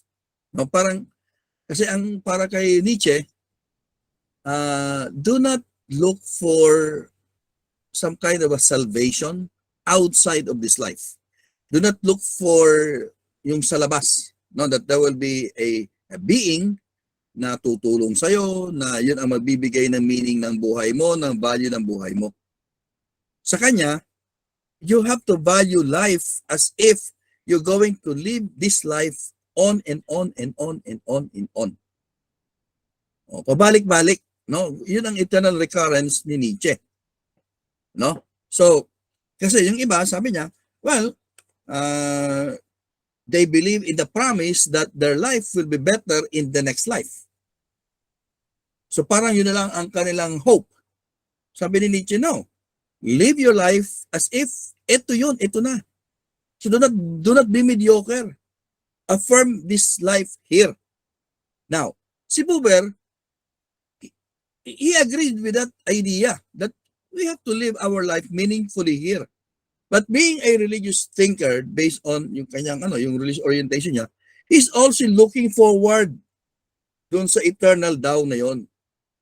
So, sang-ayon siya kay Nietzsche doon sa kalahati na you have to live your life fully here. But he also recognizes that there is God. There is that eternal Tao. So, yun ang hindi siya ng ayunan ni Buber na dito ka lang. Hindi. Para kay Buber, yes, enjoy natin yung buhay natin, live a meaningful, authentic life here, but at the same time, you have to look forward to that relationship with God. Thank you, sir. Thank you. Okay. Character of Beberian thought in philosophy. The first is, as we already know now, that the focus of Buber is on dialogue. So focus on the dialogical and relational. For Buber, man is a being in relation. So that being in relation should be understood like the being in the world of Heidegger. No, you don't separate the words because that should be one concept. Kaya nilalagyan nila ng mga hyphen. Okay. But the point there is that man, as he is capable of, must enter into a living relation with others. Man is capable of entering into a relationship and he must enter into a living relation. He's always relational, but the challenge there is to have that genuine, living, authentic relationship. And for Buber, man is better understood in the realm of the between. Meaning, between is a term that signifies relationship, between. Because relationship is always between man and man, between the color and the cold. Okay? So he said, only man with man provides a full image. That's from the between man and man, a full image. Full image in the sense that if you consider only man, then sabi niya, it's like seeing the stars. No, just one star without seeing the entire constellation. But if you see the entire constellation, you just see the collectivity and you fail to see the individual. So here, in between man and man, you see both the individual and the community. That's why he said only man with man, meaning man's relationship with other men or man provides a full image. It is entering into relation that makes man really man. Ibig sabihin, we become genuinely human when we enter into relationship. This relation is grounded in dialogue. Okay, in dialogue. So the idea of relation is based on the notion of dialogue. In the dialogic meeting, man becomes and transcends himself. Transcends in this two ways. Transcends that he extends himself to others. It is in virtue of its dialogical character that human life touches upon absoluteness and acquires an absolute meaning that overpasses its own conditioned nature. Because when you say conditioned nature, well, we have our own limitations, we have our own, boundaries, so to speak, but we overpass those boundaries, those bounds. And the dialogic relation is the matrix of man's finite infinity. Man is finite, but he can be eternal. Finite infinity. So, man is finite, but yung direksyon ng kanyang buhay ay towards the eternal. Again, referencing yung sagot ko doon sa question ni Adrian kanina na that's the reason why doon sa punto ng time ni Nietzsche, hindi siya nagsasang-ayon kasi yes, finite yung tao pero ang kanyang orientation ay papunta sa Diyos, doon sa eternal doubt. Relation is triadic. We have already said this, that relationship or the dialogue should not be limited to man and fellow man. It is not only between man and man, it is also between man and God. The fundamental relation is triadic, the self, God, and other. Although I've said that the other can also be interpreted as a fellow man or nature or the world. The real relation with other human beings is possible only in terms of a real relationship with God. In fact, itong concept na ito ng possible only in terms of real relationship with God, pwede mo rin sabihin later on, no? Sabihin ko na yung philosophy ni Buber ay religious din dahil dito. Authentic human existence is living a dialogic life. Living there, although yung terms na si Buber sometimes he would use the word to say. But to say is not just really to speak up. To say or to utter is to live. Yun yung ibig sabihin, when I say the dialogic life, I live the dialogic life. So the dialogue is not only in saying. The dialogue is really in concrete action, in living your life dialogue. So although man needs eat, because the eat, yung objectification, ganyan, sustains us in life, but it's living in the I thou that makes human existence authentic human existence. Kailangan mo yung eat, pero kailangan para talaga maging authentic yung existence mo, establish I thou relationship. The two types of relations into which human beings enter, human beings possess twofold attitude towards the world. Yung sinasabi ko, yung I eat and I thou ay based doon sa ating attitude towards the world or towards other human beings. And that is indicated by the primary words I eat and I thou. Okay? So the first type of attitude, Buber terms the I eat, is characterized by objectification and control, control of nature, control of people. The I in this relationship seeks to acquire and possess as much as it can, and perceives itself as being an individual who is set over against the subjects of its perception. Kanina yung question about yung, di ba, yung parang looking at the eye as a reflection of oneself. Parang mirror lang. Pero yun ang point ni Buber eh. Uh, that's an I-it relationship. Kapag nakikita mo lang na yung tao ay reflection lang ng sarili mo. Okay? O na parang extension ng sarili mo. Na the other is just the subject of your own perception. So if the reference is always the I, it becomes an I-it. Okay? But this I pays a price for such selfishness and will to dominate because it is isolated and alienated from the source of life. A while ago when there's a question ni Faye about anong consequences nito. Ito na yung consequence, no? You become isolated and alienated from other people, or you can be alienated from God.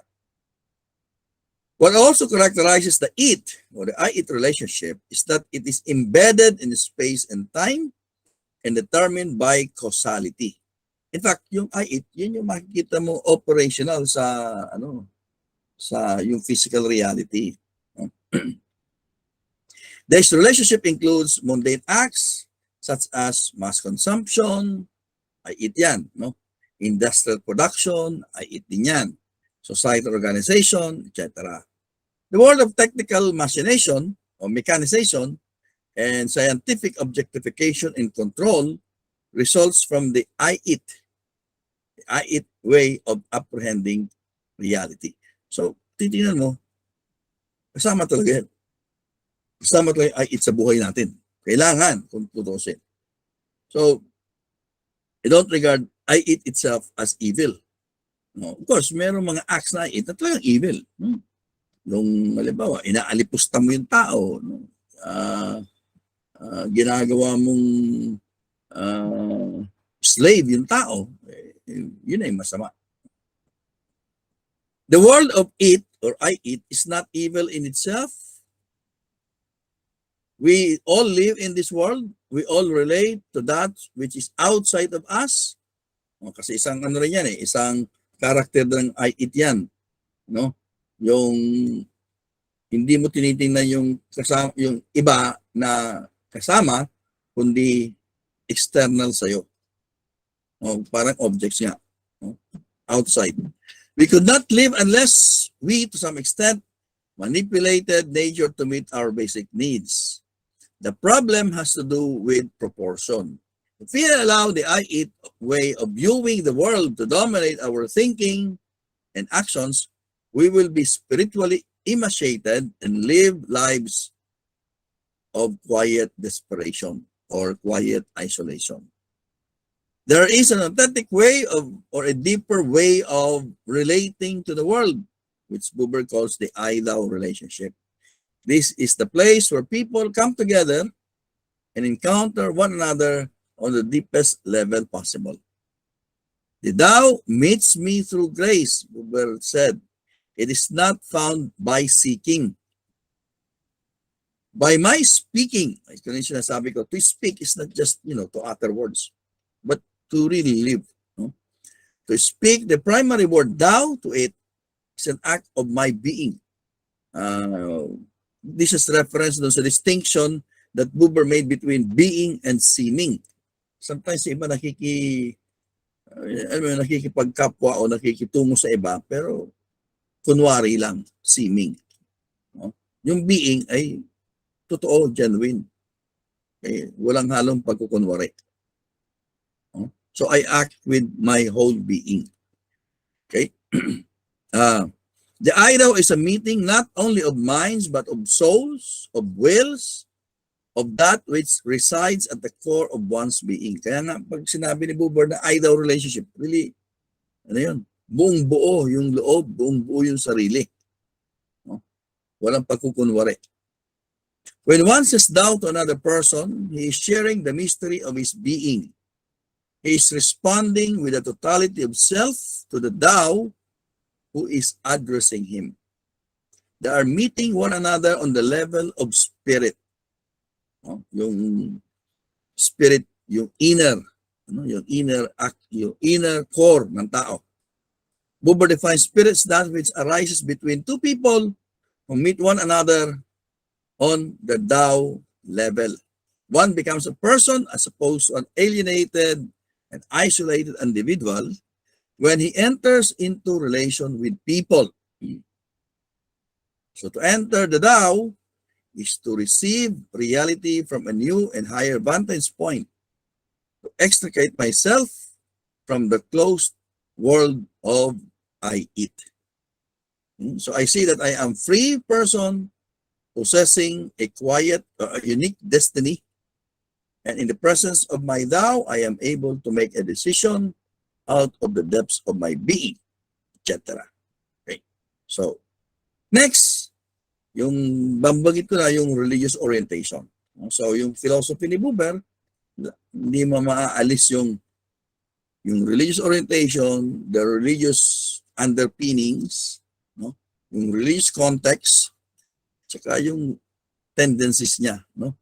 Always towards the religious. The dialogical man is a religious man and vice versa. Kasi nga, yung dialogical na yan, triadic, hindi ka religious. No? So, Buber's philosophy falls under religious existentialism, sees man as essentially oriented to God, the eternal Tao. He sees life as summon and sending.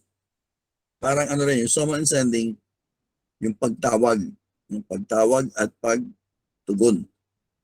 Every man has his unique being as a gift from God, and it is his responsibility to realize it in its wholeness. A gift from God. So, hindi talaga mawawala yung kay Buber, yung concept niya ng Diyos.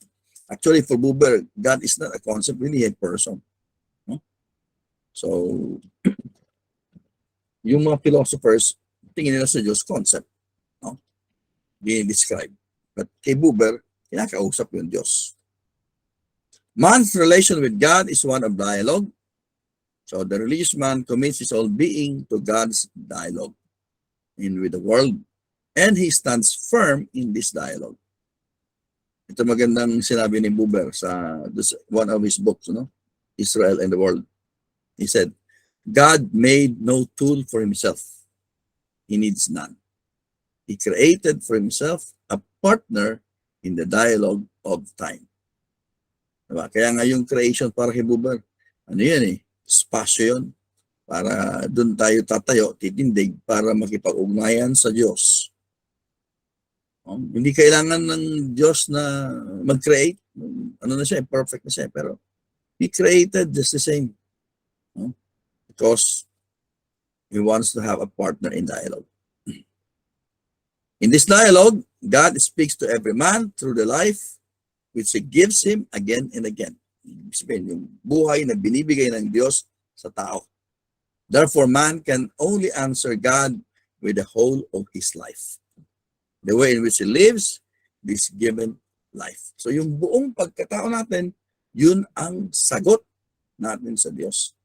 Kaya nga kung yung buhay natin ay sinasabuhay natin ayon dun sa turo ng Diyos, yun ang naging redemption natin. The basis for all statement about faith is the dialogical relation of trust, not the belief in dogmatic contents as he views in Christian theology. Kasi dito, doon sa kanyang discussion, we will discuss this, no? Yung kanyang discussion on two types of faith. Sa kanya, parang yung Christianity, based ng Christianity is yung mga theological statements. Diba? Sa theology, may statements yan, yung belief natin. And then, we subscribe to it. We believe. So, meron tayong the Apostles' Creed, I believe in God, etc., etc. No? Para kay Buber, hindi nakalimita yung faith natin. Although, siyempre, yan ang basa niya sa Christian theology, no?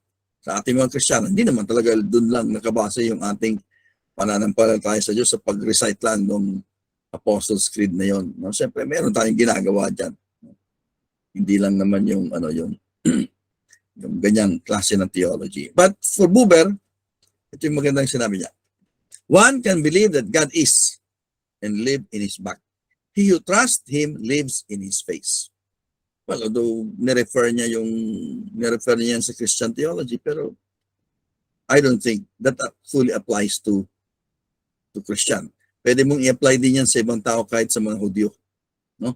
Na naniniwala nga pero hindi naman sinasabuhay yung tao ayon doon sa paniniwala nila. So, trust is proving trust in the fullness of life in spite of the experience course of the world. Ito yung magandang sinabi ni yung trust and hope that kahit na negative kung minsan yung buhay, lalo ngayon, puro na naman negative nangyayari, pero andun pa rin yung trust natin sa Diyos, yung pananampalataya sa Diyos. Religious faith does not result in the mindless recitation of religious formulas or from the adherence to unintelligible liturgical routines, but from the total commitment of one's being and one's life to the eternal Tao. Well, that could apply, yung opposite niyan could apply not just to the Christians, but to anybody. No? So, point dito ni Buber, if we have to really trust, if we really have faith in God, ito dapat yun. Hindi lang doon sa dasal ka ng dasal, kung minsan hindi mo naman naiintindihan kung ano yung dinadasal mo. No? Para mechanical na lang yung pag-recite mo ng rosary, for example. Diba? Pagsagot mo sa misa, automatic na lang. Kung pwede na nga lang, i-record na lang yung response sa simbahan kasi monotonous na, no? Parang wala na sa loob. Yung point ni Buber, kailangan nasa loob. Kailangan commitment. Okay? So for Buber, the biblical history of Israel is a living tradition, a dialogical history between God and man. From calling Abraham out of his environment, dun sa kanyang bahay, hanggang dinala siya sa ibang lugar, the covenant at Mount Sinai, up to the prophets, a dialogical history which demands anyone who joins it.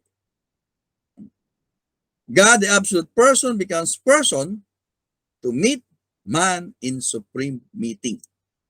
Ito yung highest meeting, yung meeting between the finite Tao, man, and the eternal Tao, God. In dialogue, man turns to God.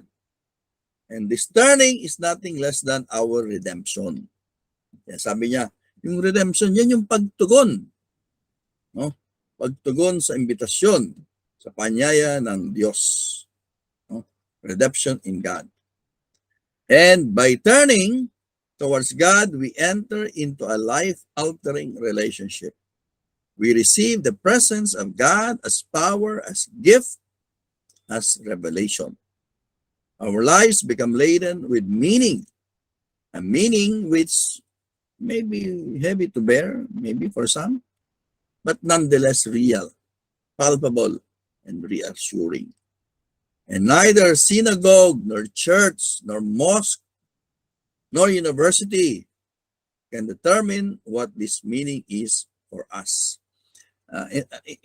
In this thought of Buber is very close dun sa sinasabi ni Kierkegaard, yung sa Christian faith din, di ba? Though he's talking of Buber talking of Jewish faith. Si Kierkegaard is also talking of Christian faith na hindi na yung faith natin hindi yan nakasalalay doon sa sa pag-aral sa ganito, pagpasok sa simbahan, pagdasal ng sang katerbang dasal. Hindi doon, kailangan nandun sa yung pagiging totoo, nandun sa pakikipag-usap sa Diyos. So, yung authenticity niyan, yun ang magdedetermine ng meaning. Thus meaning, the meaning of my life in the context of my meeting with God is specific to the circumstances of my life. No? So, syempre, kung pari ka, iba naman yung magiging context ng relationship mo sa Diyos.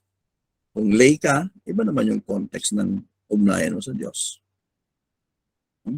Now, it gives us the strength and courage to confront the problems of our lives, of our communities, of our world.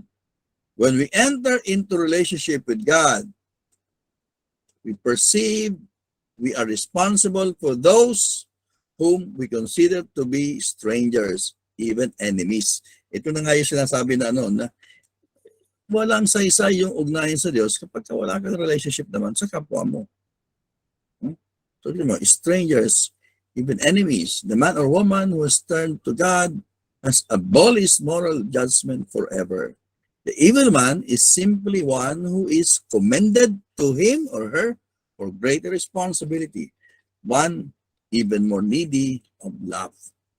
So, yun nga, ito na yung sinasabi kanina na love God and love your neighbor as yourself, the others. Then, number 3, of course, his philosophy is existential. Human existence becomes the ground of Buber's theological philosophy. Yung kanyang experiences. Kaya nga, ang lalim ng ugat ng kanyang thought. Hindi, and this is one thing about the existentialist thinkers, that their philosophies are really born out of their personal experiences. Concrete personal experiences. Which you can hardly find dun sa karanasan ng ibang mga philosophers, like for example, yung karanasan ng mga like modern philosophers, yung kanilang filosofiya ba ay hango sa kanilang mga personal na karanasan? Hindi naman. Siguro karanasan nung age nila, pero hindi personally. Kaya pag kino-compare mo halimbawa yung ethics ni Kant saka ethics halimbawa ni Levinas, iba yung malaking pagkakaiba kasi yung ethics ni Levinas hango doon sa kanyang mga karanasan, yung suffering, yung persecution. Samantalang yung ethics ni Kant very formal, diba? Hindi informed ng personal experience. Kaya yung mga existentialist talagang hango sa kanilang mga karanasan ito. Remember yung kay Marcel, di ba? Para kay Marcel, huwag maging masyadong abstract. Dapat base doon sa tunay, konkretong karanasan ng tao.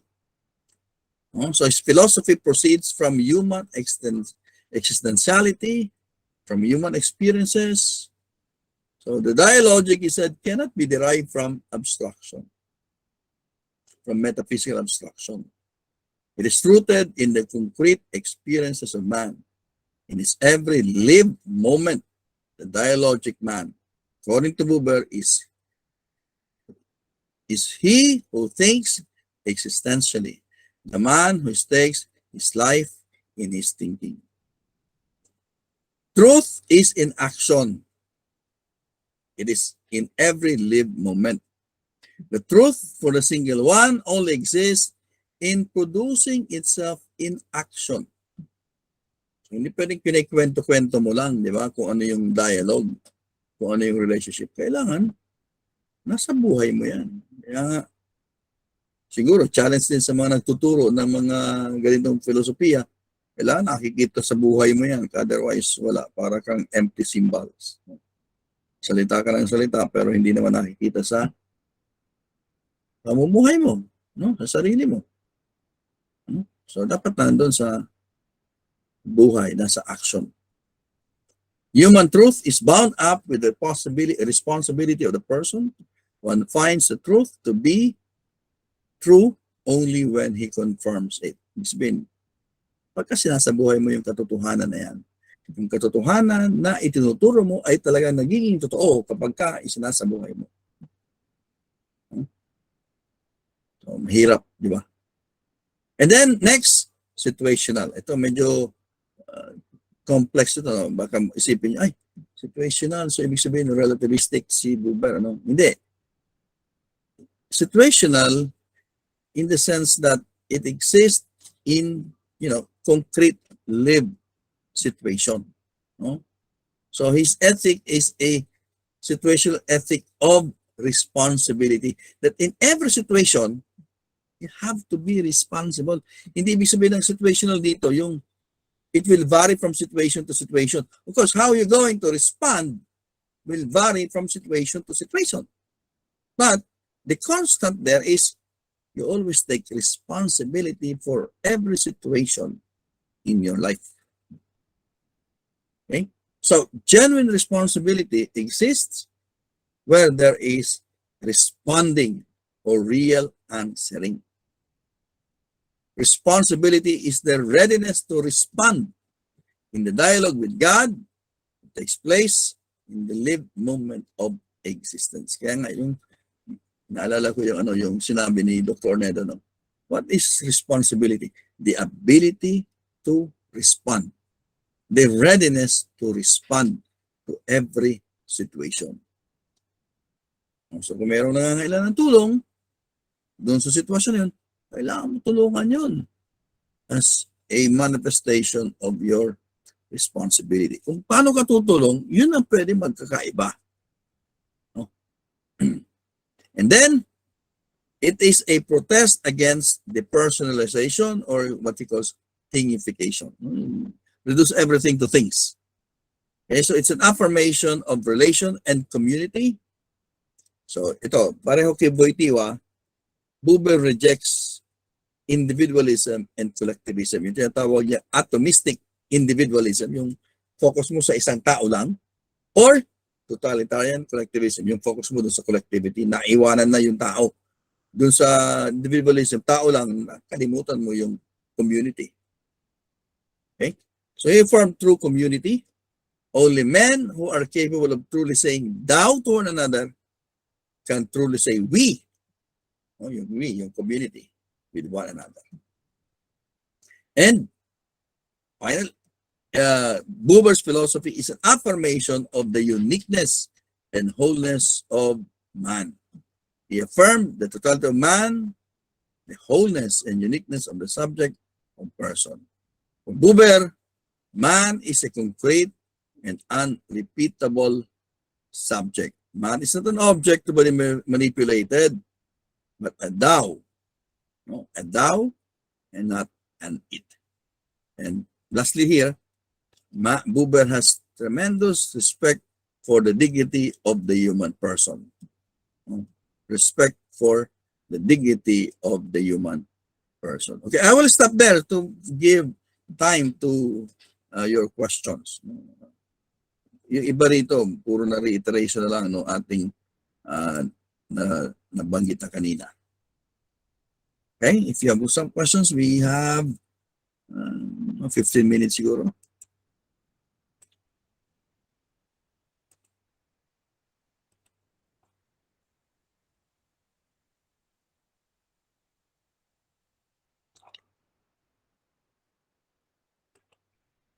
Questions, if you have, napagod na kayo ha.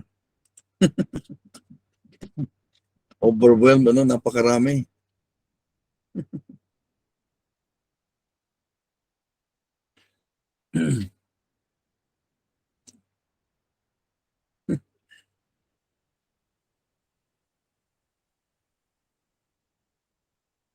Naubusan kayo ng bala.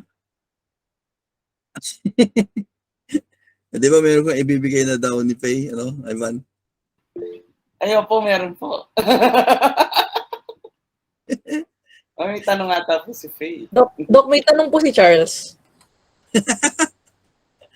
Hindi, Doc, si Faye po talaga eh. Nagpasahan. Ay, hindi, Doc, sige. si Charles po yung bunga po yun ng gutom namin kanina. Doon po siyang question. Habang break, Doc, nag-ano kami. Hindi kami kumain eh. Nagtanungan pa rin kami. Dala ng nalipasan. Hindi, Doc, maganda po eh. Nasagot ko na yung tanong ni Faye, pero binalik niya sa akin yung tanong. Basahin ko na lang, Doc. Okay lang ba, Faye? Sige. Okay. Nagtatanong kasi kami kanina, Doc, kung sabi namin, nalipasan na kami ng gutom. sabi ko, the things we do for love. Ayan, kasi nga, syempre, mahal namin ng filosofiya. Sabi naman ni Faye, hindi naman nare-reciprocate ng filosofiya. Ang pagmamahal na binibigay namin, Doc. At tanong, pwede mong magkaroon ng idol relationship sa isang konsepto? Oh. Pwede, Doc. Doc, to follow up, Okay. Sabi po kasi ni Charles, parang hindi naman daw po sumasagot yung filosofiya. Eh, Mm. sabi ko, si God din naman, di ba? Sabi, di ba, dialogue is possible even in silence. Sabi niyo po dati, di ba? Mm. So, yun, lalo po namin tinanong, bilang mga nalipasan na po ng gutom. Napapaigting yung sense of wonder namin, Doc. Okay. Actually, ang tanong doon, anong klaseng response ang hinahanap ninyo? Doon yun eh. Ano yung response na hinahanap, na-anticipate, ina-expect? Kasi kung halimbawa, ang relationship ay sa tao, ang response yan ay pang-tao din. No? Pero ang problem kasi is, we are looking for a human response doon sa bagay o part ng reality na hindi naman pwede magbigay ng human response. No? Isang example ganito. Halimbawa, ano magiging response ng nature? O halimbawa, let's be very specific. Plant or flower. Na-appreciate mo yung flower, di ba? Establish that relationship, sabihin natin. No? Dialogue with flower. Pero ano yung kanyang binabalik sa atin? Kasi kailangan, sabi na, mutuality of the recognition of presence. Recognition of presence. Bakit okay. So, anong binibigay na sagot, tugon, ng bulaklak sa iyong pag-appreciate sa kanya? Siyempre, hindi yan magsasalita. Di ba? Matatakot ka pag nagsalita na yung bulaklak. Pag kinausap mo, no? Meron siyang binibigay sa atin as a response doon sa ating pagpapahalaga sa kanya. Ano yun? Yung beauty niya. Yung scent niya. Di ba? Yun ang binibigay niya. Kasi yun ang kaya niyang ibigay. Doon na i-establish yung mutuality nung response. O, kaya nga, may dialogue na below or outside the confines of speech. So kahit na sabihin natin walang response yan dahil wala naman siyang external na pwedeng sabihin, no, hindi naman siya magsasalita. Pero the inanimate object or yung partner mo, kung yan tao o hindi tao, will respond according to its nature. Diba? So yung bulaklak, magre-respond yan base sa naturalesa niya. Ito, you appreciate painting, work of art. Ano yung mutuality doon? By appreciating the art, anong binibigay niya sa'yo? Yung sense ng beauty. Di ba? Sa philosophy, ano yung bibigay niya sa'yo? Marami nang pwede ibigay sa'yo. At least yan, meron kayong ginagawa ngayong gabi. I mean, the fact na na-appreciate mo ito, yan ang binibigay sa'yo ng philosophy. Yung lumalalim, yung pag-unawa mo, pag-intindi mo sa mga bagay-bagay, di ba? Yung dahil sa filosofiya, na-appreciate mo yung ibang tao. Na-recognize mo yung dignidad ng tao. O ano pa man. Yun ang response ng philosophy sa pag-appreciate ninyo sa kanya. So yung response will always be proper doon sa partner mo in that relationship. Kung tao, yung kaugnayan mo, siyempre, human ang magiging response niyan. Kung Diyos, siyempre, hindi mo naman talaga maririnig yung tinig ng Diyos. But God will respond to you in terms of, say, inspiration, di ba? Guidance, etc. So, lalo pa rin yung mutuality na sinasabi ni Buber. Kaya kasi, kino-cover ni Buber yung mga dialogue na, sabi niya, kahit walang salita, kahit walang speech. Ang importante lang, becoming aware of the presence. Siyempre, yung pagiging aware ng presence ng ibang bagay, halimbawa, ng bulaklak, gaya ng example ko, na-recognize niya yung presence natin by emitting yung kanyang fragrance. Di ba? By projecting yung kanyang beauty sa atin. Yes, Adrian. Sir, dun po sa page 3, section C po, dun sa under existential. Yeah. Sabi po dito, so dialogue cannot be derived from metaphysical abstractions. Yeah. Tapos, like, putting into context po yung pamumuhay ng pagiging Pilipino na napaka-wide po ng discrepancies, kunwari, sa when it comes to privileges in life po. So, tapos, kunwari po, Pilipino po kayo na, let's say, nasa larangan po kayo ng upper middle class. And then we come to see what happens every day to lower class people, Yeah. ganun po. Parang, is there really no room for dialogue there if the metaphysical worry and pity that we feel for them escalates every day po. Parang ganun. Even if, kunwari, if one speaks as a upper middle class person that has never experienced their plights in life, parang imposible po bang dialogue para sa kanila? Okay.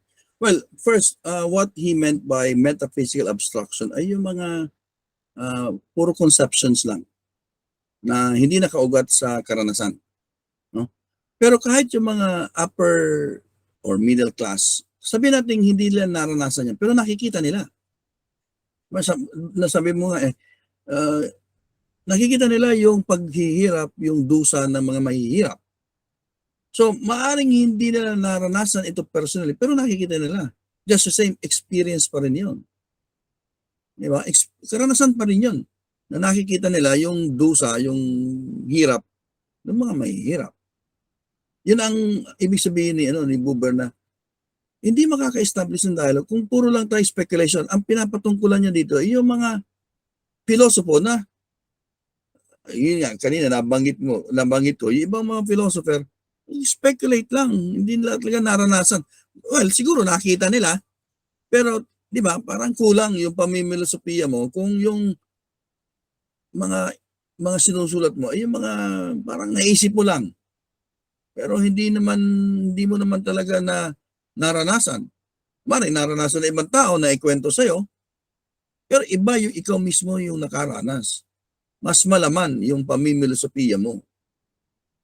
Kaya nga, yan din yung yan na rin yung kakulangan, siguro, challenge, saka difficulty na rin sa ating mga pilosopo. Kasi kuminsan, yung mga sinasabi natin, although galing sa karanasan natin, hindi lapat sa karanasan ng ordinaryong tao. Kaya para tayong mga nagiging trumpets. Wala nakikinig sa atin. Bakit? Yung mga sinasabi natin parang galing sa langit. Di ba? So, kailangan tayo mismo, dapat talagang kung ano yung sinasabi natin, nakaugat sa ating karanasan. Kasi mas nagiging convincing yun, nagiging meaningful yun. No, kung naranasan mo mismo yung sinasabi. Kaya nga ako, bawat bitaw ko ng salita pag nagle-lecture ako, lalo iniisip, may kaugnayan ba ito doon sa karanasan ko? Nagagawa ko ba ito? Kasi baka mamaya, para akong trumpeta rito na wala naman palang sinasabi mo lang yan, Dok, di mo naman na yan, wala ka namang application dyan. Ako, back of my mind, lagi kong, teka sandali, baka mamaya nag-i-imagine lang ako rito, saan ko ba i-connect to sa sarili kong karanasan? Ginagawa ko ba ito? Nakita ko ba ito? At least mayroon bang nagkwento nito sa akin na pwede kong ma-verify? Oo nga, ganun nga yan. Thank you, Adrian, sa tanong.